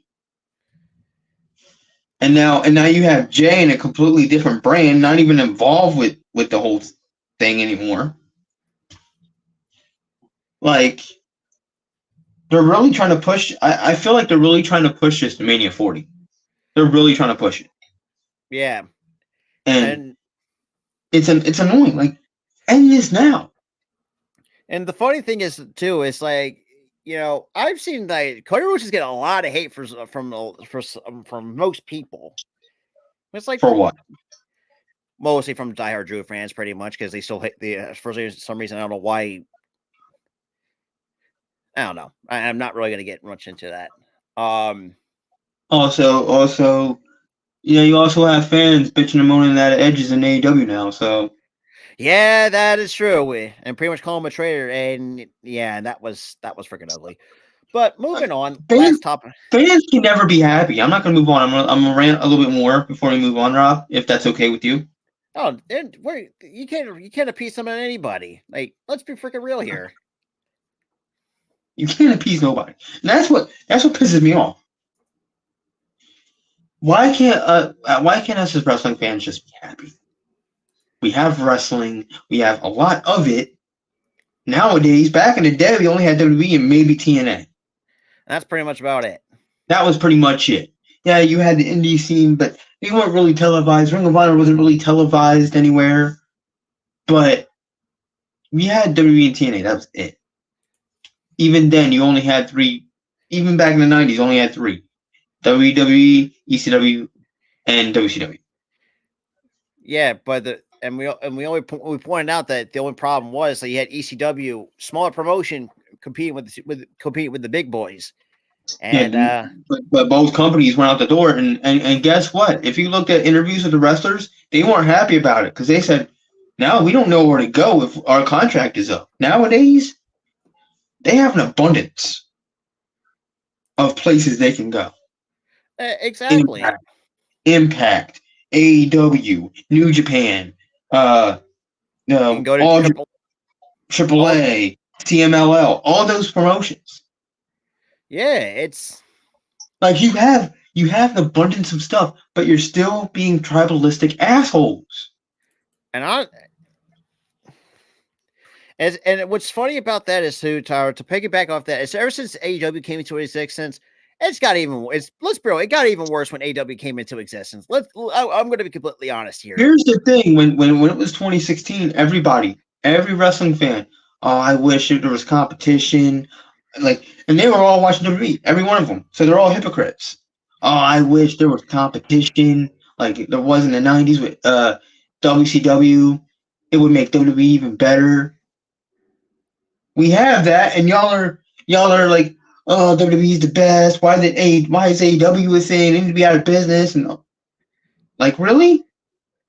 Y'all weren't saying that in 2016 when y'all were clamoring for competition. Because it's like, because look, and the WWE, yeah, and I even gave some of these idiots a history lesson. When the WWE first started in 1963, they had a tremendous amount of flaws. Let's be freaking honest here. That's when companies get started. There's always going to be flaws, regardless. And yeah, it took. And let me tell you something. 5 years later, yes, does AEW still have flaws? Yes. Look at last night when they had that Adam Cole segment. The audio went to shit. Yeah, that was on Dynamite. Audio went down. That was embarrassing. I'm like that's a production issue and somebody needs to be fired. But they really ever had like any like issues. Our storyline's the greatest now. And Is that's hard. WWE storylines the greatest? No. Is Impact storylines the greatest? No. No. And like I said, the only thing that's what's keeping any storyline relevant, especially in WWE nowadays, is still the Bloodline storyline, which is like I said, it's like 5 miles ass backwards. it's It's actually just doing donuts in the middle of the street. It ain't going backwards or forwards. They're just doing donuts. They're just spinning and spinning and spinning and spinning. Like they're not even moving. I don't think they're just spinning their wheels. really So is. they're basically just doing burnouts in the middle of the street. So, but that's the thing. But that's the thing with this whole thing. The only thing keeping this company afloat right now isn't the bloodline. You know what I think? You know what I think is keeping the company afloat? Shoot. Judgment Day. Yeah. Judgment Day is doing it. Because for me, I don't really mind that because Judgment Day, at least it's fun enough to see Dominic get booed heavily. Dude all the dude has to do is just pick up the mic and lift it to his mouth. You don't even have to say a word. Yeah, you can hardly ever hear speak. And the fans going crazy. Now hell, they boo louder than Philly fans half the time. Yeah.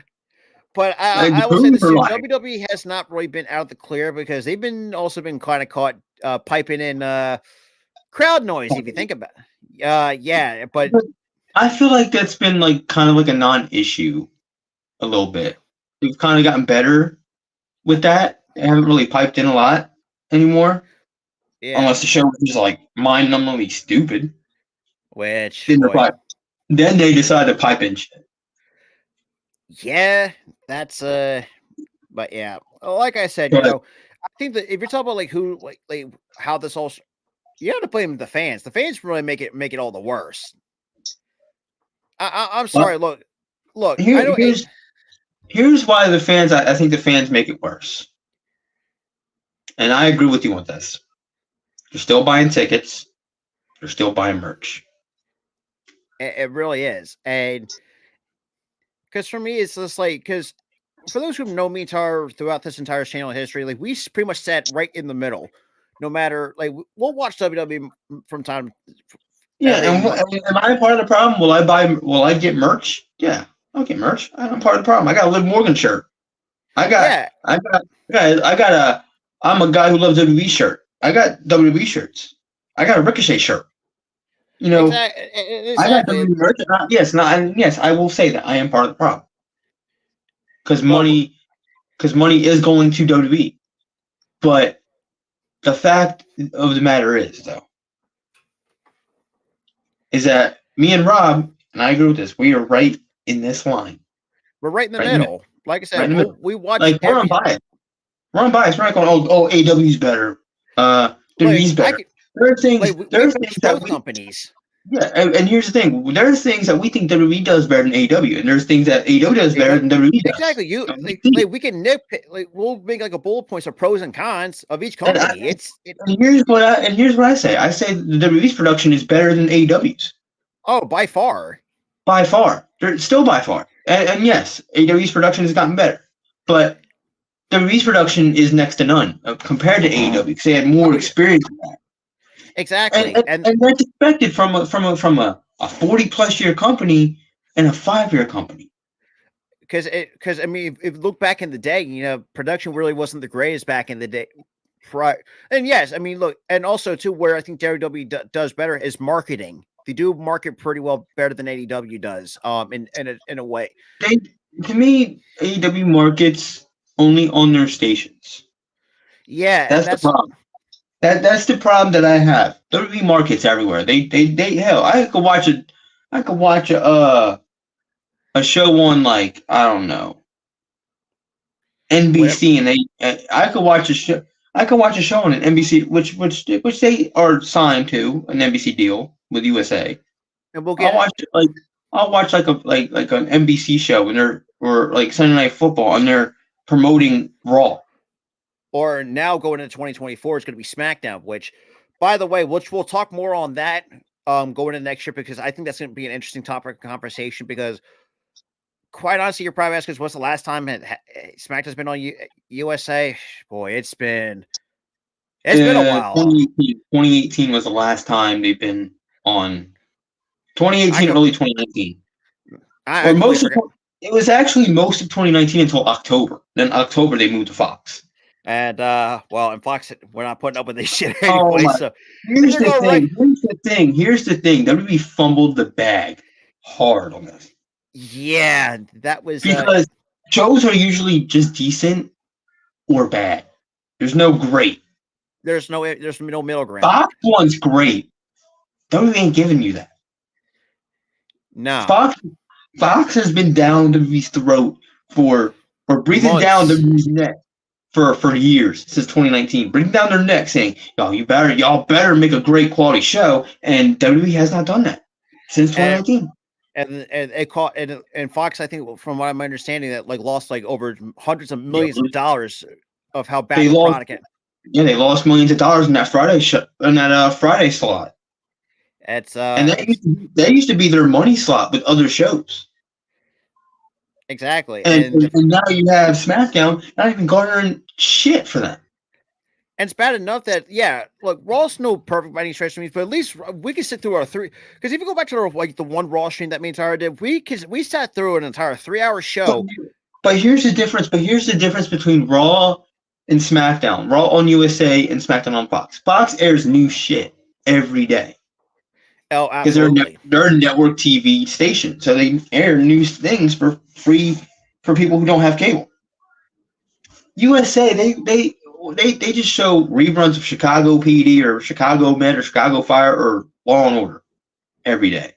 They don't show anything except for it's like Temptation Island or Love Island or whatever the fuck they want to show there. Which no one watches shows anyway. And they also show crappy reality TV. Chris Lee knows best. Oh yeah, wait, they're in prison. So they show crappy reality TV, Monday Night Raw, and reruns of shows on other networks. Yeah, and that's like I said, we're not really saying because, like I said, that's why they're not as strict or as they're not breathing down. They're not breathing down WWE's neck. Y'all better make a quality Raw or you're done. I even said that the USA Network is too laid back with they're too very lean. They're too loose with it. It's too laid back, and I really thought when Fox did that thing where they're like, we're gonna breathe down WWE's neck and we're gonna make them try to create quality. I really thought SmackDown was gonna be better because they finally were on a network that would say, we're done with the bullshit. You make a quality show. Yeah, they're actually we'll tell the company to put their big boy pants on every Friday night. Put their damn big boy pants on and make a quality show. And you know what? And WWE did not listen. They were that bratty kid. They were that bratty teenager who just wouldn't listen to their parents. Yeah, I know. Yes, I know it's a weird analogy, but you have to really look at what Fox, because Fox, it's they always put out some really good shows on their network. They put some bangers. They put some bangers out there, man. They hold some of these shows to a high standard. Yeah, these shows usually pan out. You guys better make quality. Like Chicago PD. Chicago PD isn't Fox. I'm sorry, Lone Star. That's what I'm thinking of. Lone Star, 911. I don't know why they dropped 911. The original version. That was a really good show. They dropped it and ABC picked it up. ABC picked it up for the next season, which I think is kind of stupid. But the thing is, they made quality shows. They made banger shows, banger after banger. They were like Sheamus and Drew, banger after banger after banger after banger. Because trust me, I was supposed to say, man, if they're gonna call themselves the Banger Bros, boy, that's not gonna set. That's gonna be coming across as not great. You want to know why? You know what? You want to know why people were? And I looked this up, right? You want to know why people were like, I don't know if that name's gonna work. You want to know why? And it makes me laugh when I looked up why. There's a porn company by the same name. Yeah, that was I'm like, yeah, that's not gonna work. That's not gonna work. Nope. So I was like, yeah, I'm glad they just were like Sheamus and Drew, But that's the thing. But that's the thing with Fox, man. I really thought they were able to get through to Vince and get through to that company. Nope. And now USA now has picked it up for on a 5-year deal, starting October of next year. So you done pissed off Fox. Like, we're dropping you because you guys have not made bangers, man, of episodes of SmackDown. SmackDown sucks. And yeah, you gave us some good episodes, but we don't want good. We want great. We want quality because we're losing money because of you guys. Yep. And like I said too, let me reiterate this. Fridays used to be a hotbed for Fox. A hotbed. They used to have good shows on Friday time slots. Great, pretty good shows. But then you moved it. But then you freed up that space from 8 to 10 for SmackDown, and SmackDown is just, it's just like it. Here's my, and it's a funny way of analogy. Here's my scale of SmackDown.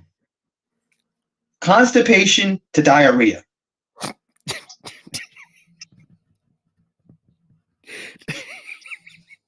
That's SmackDown on Fox.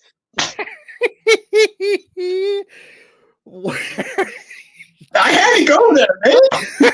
You had to go that route. Oh God! I had to make it funny. I had to. See, that's why if you love the shows, like we always find a way we'll find a way to bring out the childish humor on these shows each and every. But yes, SmackDown's scale for me on Fox: constipation to diarrhea.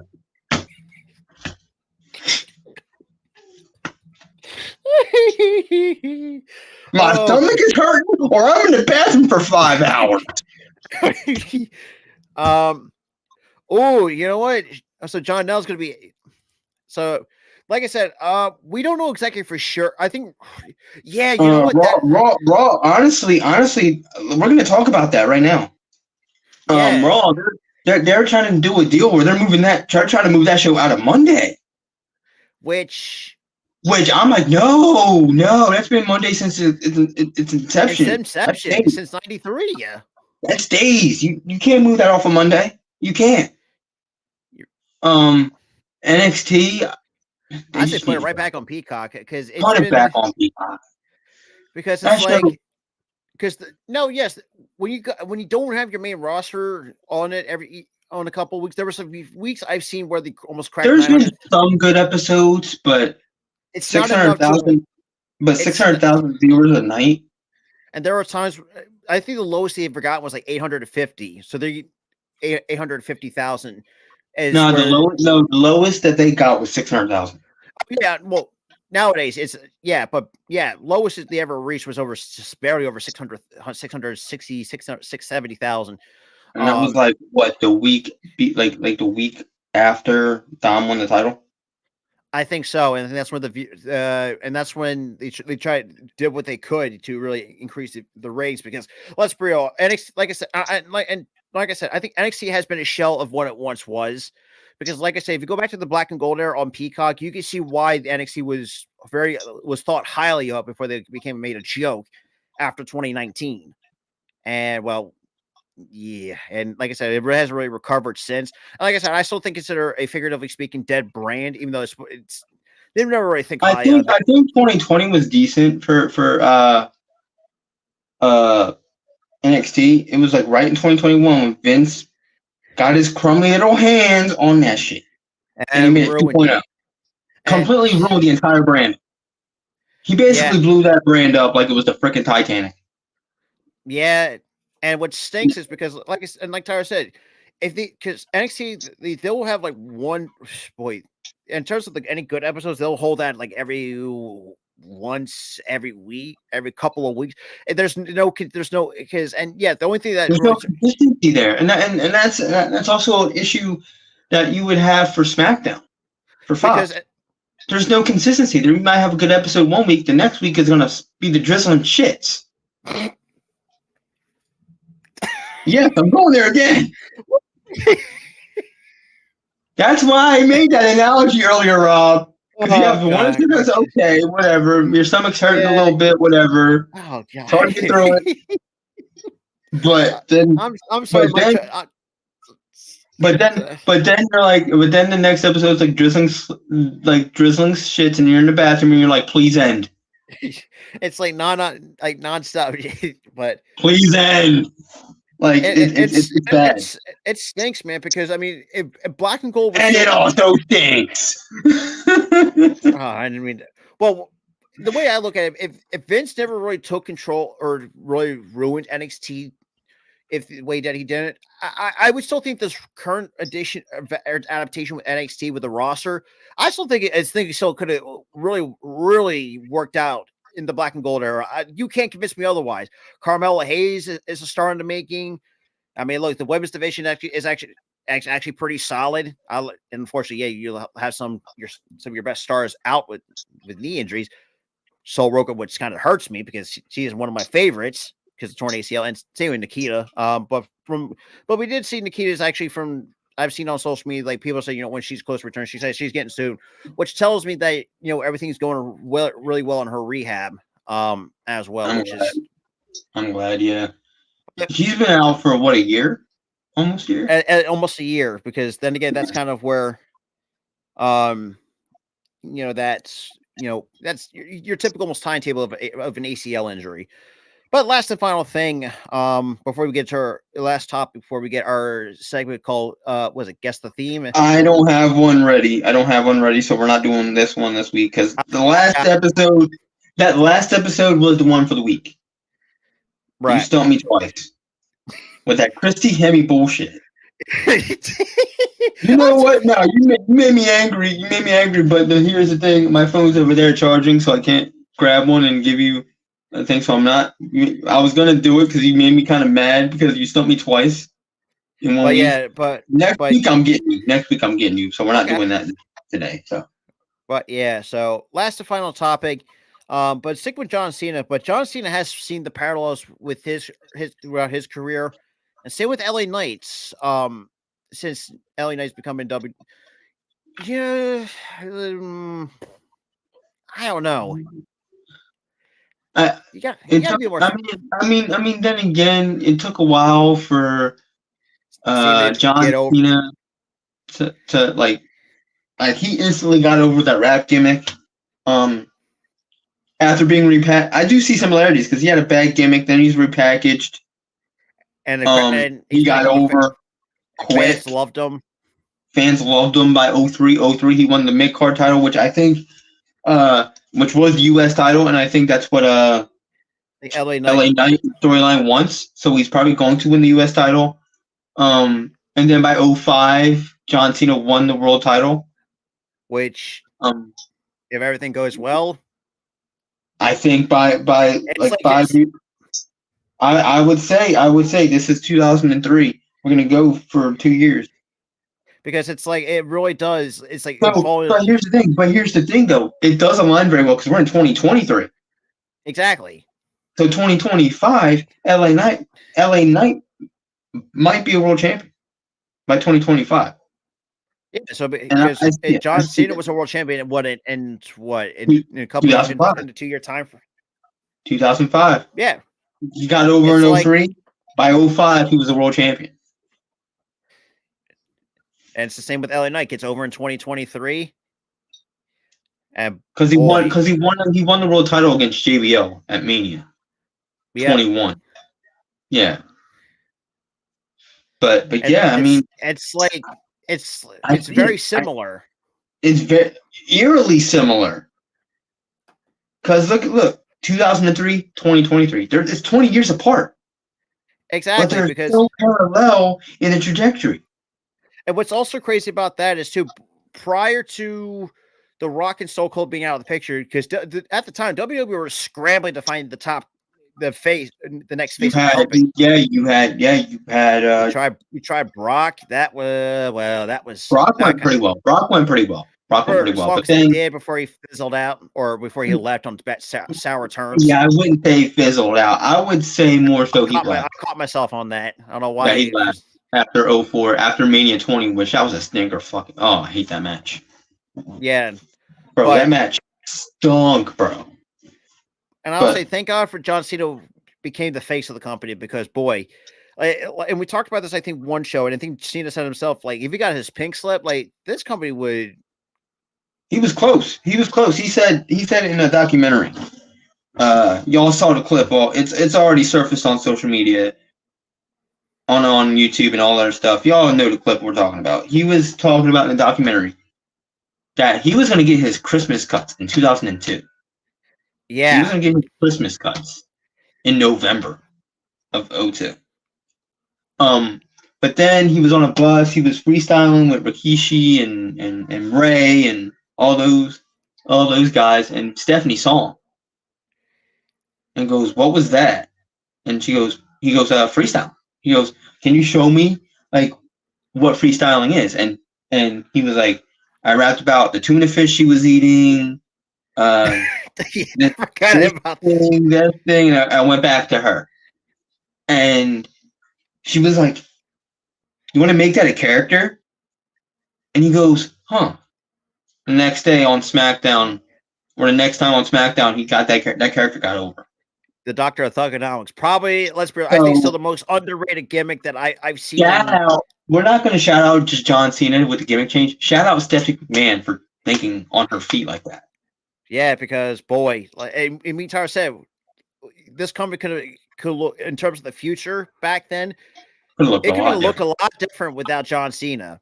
You know, it's like I feel like WWE would have struggled even sooner. yeah, and that's what's like, you know, see, this is kind of where some of these alternate timelines, like you can imagine what these alternate reality timelines, had they taken if it were for Stephanie did really kind of helped out what she did. And Yeah, before she got she was like, "Huh, what were you doing there?" And John Cena was like freestyling. And he just did what he did. He pointed out the things, the objects in the bus, and Stephanie, and went with it. yeah, it's really And the thing is, not only that, she was like, "I want to need you to on SmackDown rapping, but act like you're hitting on me." oh I forgot him. Oh, where's she getting her ass smacked in the dead square in the middle of the ring? No. This is the Halloween episode. This is before the Halloween episode. Oh wow. And backstage, she was getting hit on by John in the rap. Oh yeah, that's right. He was like a Frankenstein Elvis looking thing, and she was like in a witch costume. You know that. I'll say Stephanie in the back then it was good looking though. I will say that much. She was a babe back then. She still is. She's still pretty. But that's the thing. That's the thing, though. Like, she was like, "I want you to in a segment with me, rap to me in a segment. See if that works." And it worked.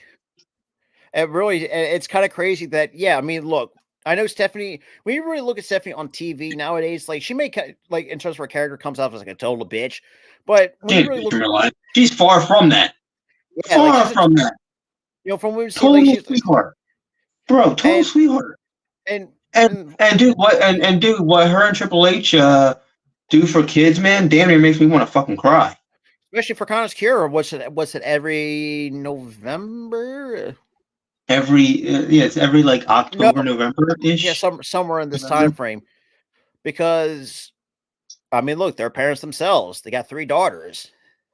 But I like that one segment though where they had like a Make-A-Wish kid and he was like Drag Shadow or something. He signed a contract in the middle of the ring. He was that was Connor. And that's that was Connor? Yeah. No, that was different. That was different. No, that was different. Kid. That was different. Yeah. He also had cancer though. He also unfortunately passed away. And this is why like I said, I know nowadays it's hard to give credit to where credit is due, but Stephanie in this case, like she deserves some of the flowers that she did, and really saved John's career. Because, like I said, we could be living, like say 20 years later, like we would not be talking about John Cena being one of the greatest of all time. Hell, if John Cena wasn't a star in WWE, there'd be no movie career of his. None. No, it really wouldn't. He'd be a nobody. And it's like, it really makes you wonder, it's like, man, because knowing that, even John said, I'm going to get my Christmas cards, but Stephanie was willing to give him an opportunity to, have a character. Take what you did on that bus. All right, demonstrate it to me on the bus. He did. All right, I'm gonna need you to do the same thing to me again on SmackDown, the Halloween episode. He did it. He became a star because of Stephanie. Exactly. And the following episode, you have to give her flowers, man. And ever since then, boy, I'll say mid 2000s John Cena was just ruthless. I remember one time he's dissing everybody in the ring on Raw, and then he goes to Lita. He goes, "You're a hoe." No, because he was making.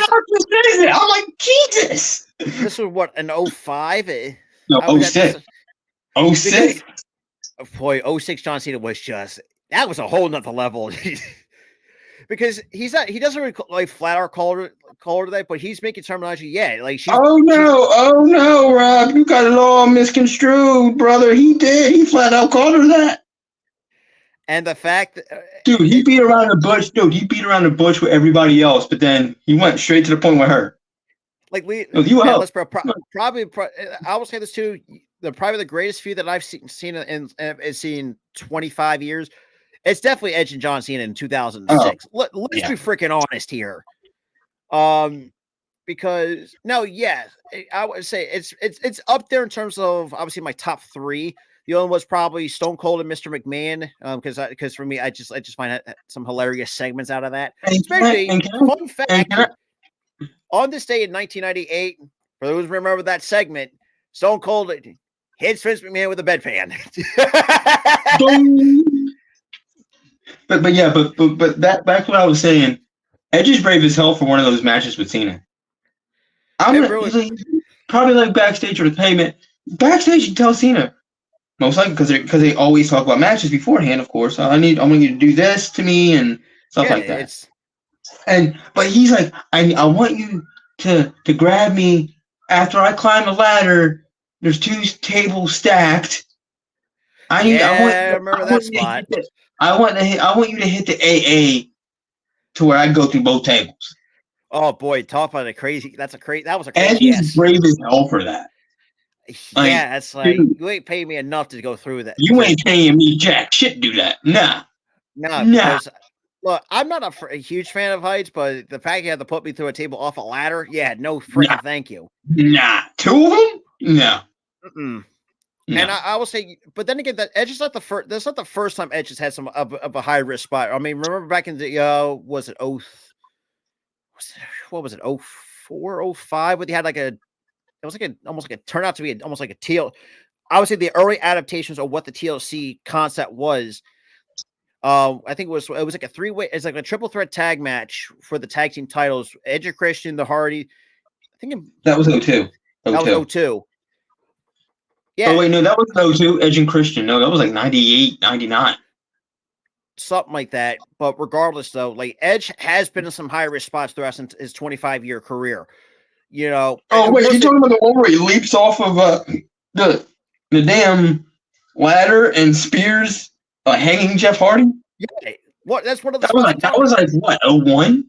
I had to be them in probably 01. That was 01, for sure. That was 01.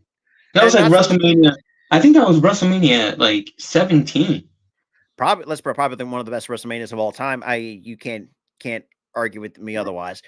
Now watch that pay-per-view. That pay-per-view is like one of my favorite pay-per-views. And I never got to watch as a kid. And quite honestly, there was another spot where you had like 3 sets of tables stacked up. They had the one table was actually, it was like like it's almost like a scaffold between. We got the ladders over here. You have the 2 tables like set up here, like 3 tables set up, and you have 1 table laying flat on the top edge of the ladder. Oh, I know what spot you're talking about. Yeah, Jesus spot. Christ. Where Jesus I think it was Christ. That was I think crazy. Bubba Ray Dudley went through like the 3 sets of tables. I was like, God damn.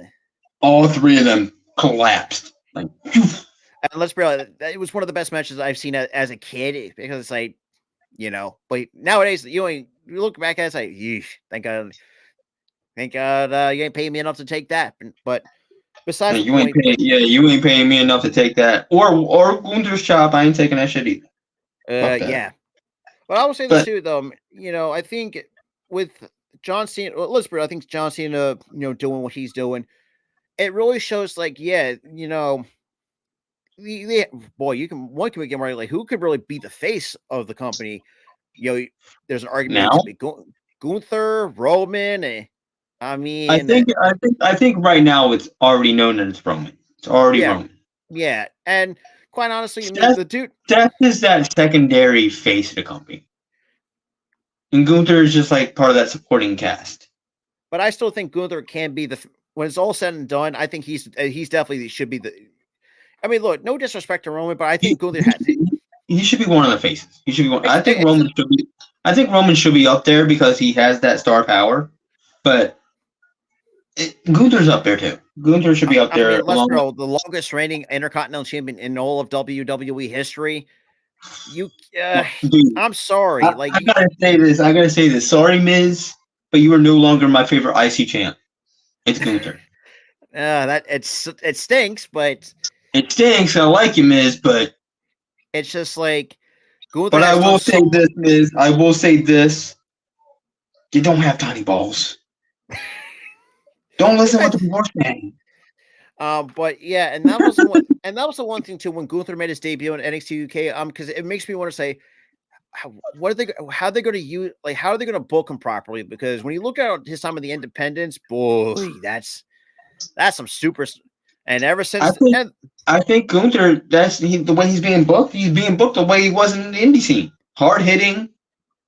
And yeah, I mean, they had to slim down some weight a little bit. I mean, he did come in a little bit out of shape, but he was chubby. He was chubby, but he's gotten, pretty jacked too, I mean, he's pretty much that same guy he was in indie scene. Hard hitting. Yeah. And the only guy whose chops can actually melt the figuratively melt men to their knees. Yeah. Looking at you, Ilya Dragunov. Well, I gotta say, look. He sold that perfectly. Oh, and by the way, this was without fans. Like you could hear that. Yeah, pop. Dude, that without fans, bro, that shit sound like a cannon. Oh yeah, it just makes you want to clutch your chest. But yeah, nowadays you can barely even hear it now because the crowd's so loud, But the crowd loves him though, and that's the thing, Crowd loves him. I like the guy, he's a great champ. I like the guy because it's been a while since we had like a solid IC champion. Wow, let's see, what the last 10 years, give or take. No, since 2016. Shit. Well, close enough. 2016. I think 2016 was the last time we had a very, very solid champ. I'm trying to think who was it? No, it wasn't the. It was Miz. It was Miz. Oh, yeah. It was on SmackDown. It was on SmackDown. He was the IC champ on SmackDown. He was the one.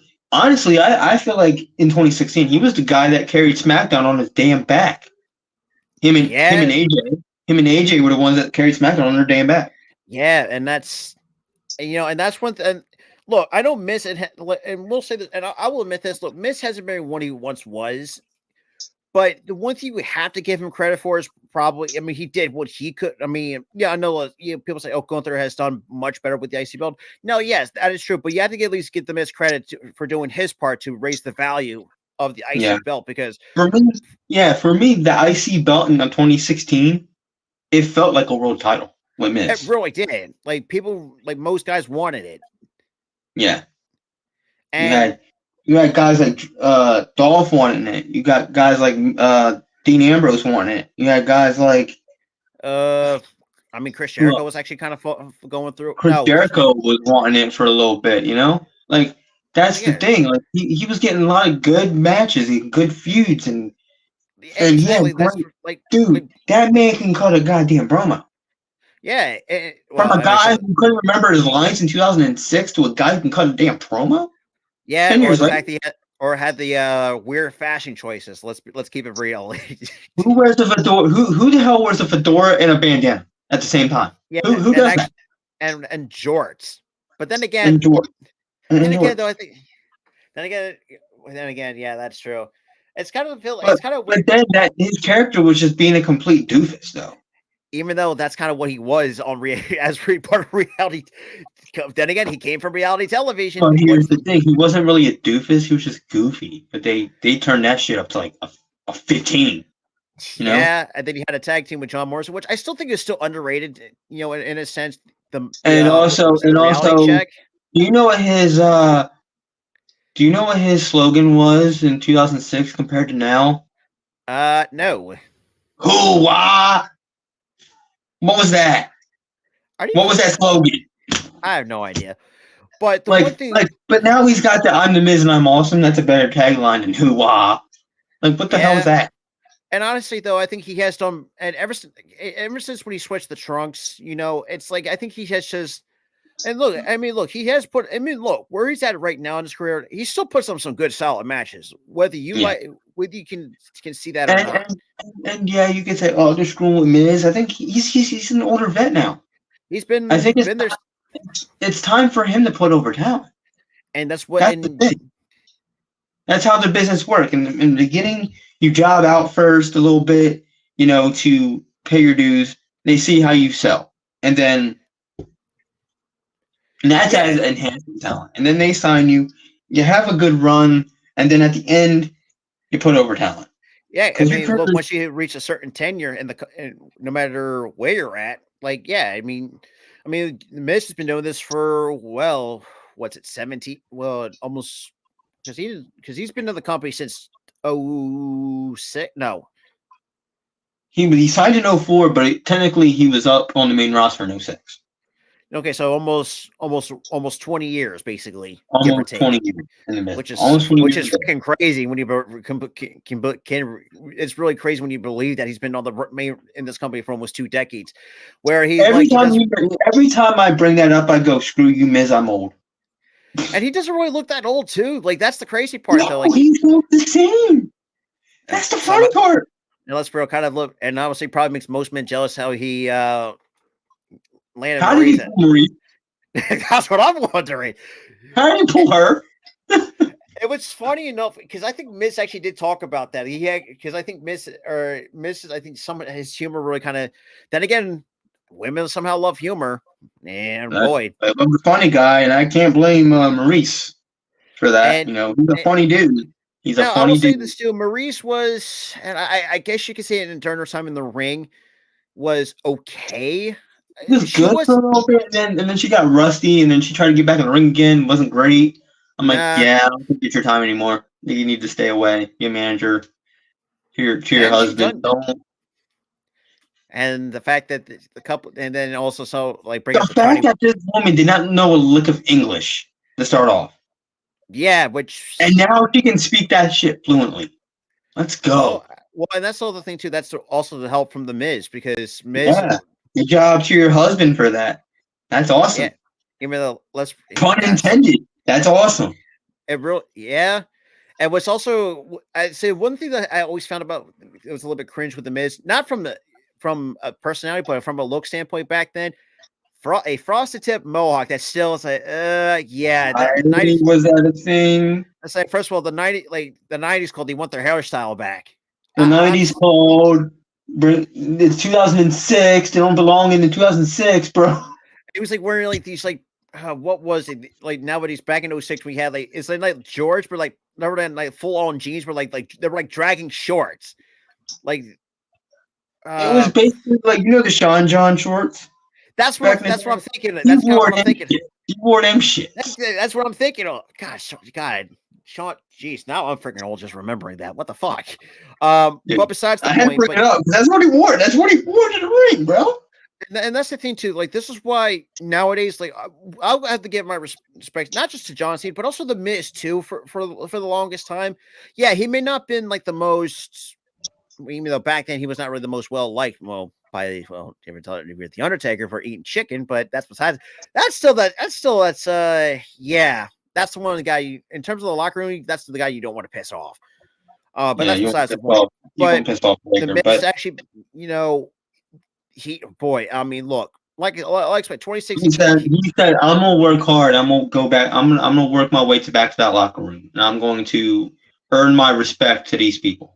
And he has. And he's dead ever since, and I He think earned he's it. become He that, earned and it. he's become that locker room leader himself. Yes, he's paid his dues. He's paid his dues very well. The locker room respects him. The fans damn sure respect him. Even though it's kind of funny, but yeah, that's kind the of thing. funny that he's always in storylines like, oh, you don't respect me and you don't like me. Like, dude, and in real life though, that's far from the truth. No, We far from the truth. respect and like the heck out of you, Miz. I mean, the dude, and look, he may not be like, yeah, I mean, he really had not the best world title runs, but at best, he was more like an upper mid card towards like the IC title picture, and that was the one thing that he was the workhorse. For sure. He was the living embodiment of what a workhorse, because back then, the upper mid card that was really didn't have that guy to really help carry on their backs, and that's what the Miz have done since 2006. So to speak. And if there really is people that say that the Miz doesn't deserve it, I don't know what you're saying. Work hard enough, or he doesn't work hard enough. They're lying to themselves. They're lying. That's all a lie. Like, you 100%. You can't tell me he doesn't work hard. He works so hard, and he's earned so many people's respect. It really is, and and that's. I mean, that's what I mean. Look, there's really nothing more you can look. Miz, in a way, as we said, he has done everything. He's seen it and done it for the last almost 2 decades. There's really not much more for. Now, it would have been nice to see him an IC title one. I wouldn't have no problems with that. At least for one more time.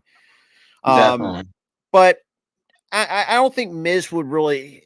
The way you see Miz now, I don't think he really cares too much for championships because, like I said, like we said, he's been there and done that. Yeah, since 2006. Honestly, I think the guy's done it all. I think he's done it all. Exactly. It's like, and honestly, I will say this right now: the Miz is a Hall of Famer. Oh, easy. I'm sorry. I mean, because it's like, yeah, but outside of that, that's pretty much about it. Because, like I said, I know we did kind of talk about, and add the Miz too, because I mean the Miz deserves his flowers as well for another guy that's paid his dues in this company for another 2-decade veteran, which is kind of crazy. But then again, yeah, 2 decades, and honestly, if we're going to talk about like 06 to now, it's almost 2 decades because we're in 2023. 3 years later, holy shit! 3 years from now, that will be 2 decades. And I feel old saying that, but the guy's come a long way, and we respect him. We respect him. So. Yeah, absolutely, and and the fact help, and it's not just from the wrestling side of things, but also it helped Maurice actually learn the English language. You helped your wife learn English, and even though she mispronounced the leprechaun, but that's besides the point. Leprechaun, and he goes, no, leprechaun. Oh my god, dude! He almost busted it. That's like, oh. That was on Ms. and Mrs. too. I remember that episode, and I was cracking up. She's like, leprechaun. I'm like, oh my god. I was like, oh. But like the mid, I don't think that, like, saying that's the thing too. Like, I really like seeing the life between those two have. It's like, it's amazing. Here's another word I want you to get her to pronounce. Is hippopotamus. Oh God! If she butchers that, I'm pretty sure. Laugh. Bro, I will laugh if she butchers that word. I will laugh. But Maurice, look, like I said, look, they got like a really nice, awesome family when you see them on social media. Like something that's great family. Something that I think a lot of people like myself could see. But Also, outside Miz of is also Miz is an avid fantasy football player. Okay. oh yeah, Okay. I forgot. I didn't know that. He gives fans tips, and I don't listen to not one of them because I don't listen to any other people's advice, and I always suck at fantasy, so I should listen to Miz. But you know, but outside of that, that's going to wrap it up for episode 56 of the It's Running podcast. Because, like I said, it's been a lot of fun to talk about. Obviously, shout out to our sponsors from W. Like I said, all the promo codes we have for Singer Sports, Shake It Golf, Fans ID. Don't you have commercials to run with that? Yes, I do. So Let's run this. obviously, run the Let's run 'em. commercials. Have you thought about saving money on tickets, whether it's sporting events, concerts, wrestling events, etc.? Use my promo code Philly Sports at checkout to save $20 off your order. That is PHILLYSPORTS Philly Sports to save $20 off. If you're a Twitch streamer, late night gamer, or YouTuber, check out W Energy. It's the perfect pick me up for every occasion. So why not try it for yourself? Go to w.gg and use the promo code SportsWrestle10 at checkout to save 10% off your order. Golfers and sports enthusiasts, it's time to take your game to the next level with Shank It Golf. Shop at shankitgolf.com and use promo code SportsWrestle15 to get 15% off your order and free shipping on orders over $100. And that's how If you're a top-tier high school or college athlete, a veteran in the men's league, coaches needing uniforms, or even an enthusiastic little leaguer needing bats, gloves, batting gloves, etc., we've got you covered. Right now, you can give your performance an extra boost by entering the promo code SportsWrestle10 at checkout so you can save 10% off your entire order. I thought you had 3, not 4. Son of a. Anyway. Are you looking to make a statement with your very own custom jersey? Go to fansidea.com and use the promo code SportsWrestle10 at checkout to save 10% off your entire order. Bro, you made all 5. Yes, sir. Damn. Yeah, so you said, I made 4. Or I made 3. I'm like, okay. So I started speaking through before those. All right, I'm sorry, y'all, if y'all heard my loud ass voice. I'm sorry. But for those who have seen all capital letters at checkout, whether it's like say Shank It Golf, save 50% off, and also if you order over $100, you always get free shipping. So you don't want to miss that as well, especially this time of the year with football season going on, and obviously with obviously fall concerts going on. Go to SeatGeek.com as well. Use the promo code Philly Sports to save $20 off. Like I said, with W Energy, I know it's probably if you want the cheap alternative to G Fuel, W Energy is the place to go. Use promo code SportsWrestle10, all capital letters to see 10% off. Like I said, and others, like Singer Sports. Yeah, I know it took a bit while to get that recording right, the voiceover. And also as well, like I said, use promo code SportsWrestle10. Like I said, all our promo codes are in capital letters. So like I said, instead of just saying the promo code, just run the ads. Yep, pretty much. All we need to do. Like right after our show ends, just run the ads, and then we can just hip. But so with that all being said, please check out all of our sponsors. That is linked in the description down below, and even in the link tree below. Follow us also on Twitter, Instagram, and also here on YouTube as well. If you guys even want pro wrestling news, also merch store and merch as well. Also check out the merch store as well. That is linked in the link tree or in the description down below if you guys don't want to bother going through the link tree and whatnot. And with that all out of the way, this is Robert and Tyler for another episode of the It's Running Podcast. We are out. Peace.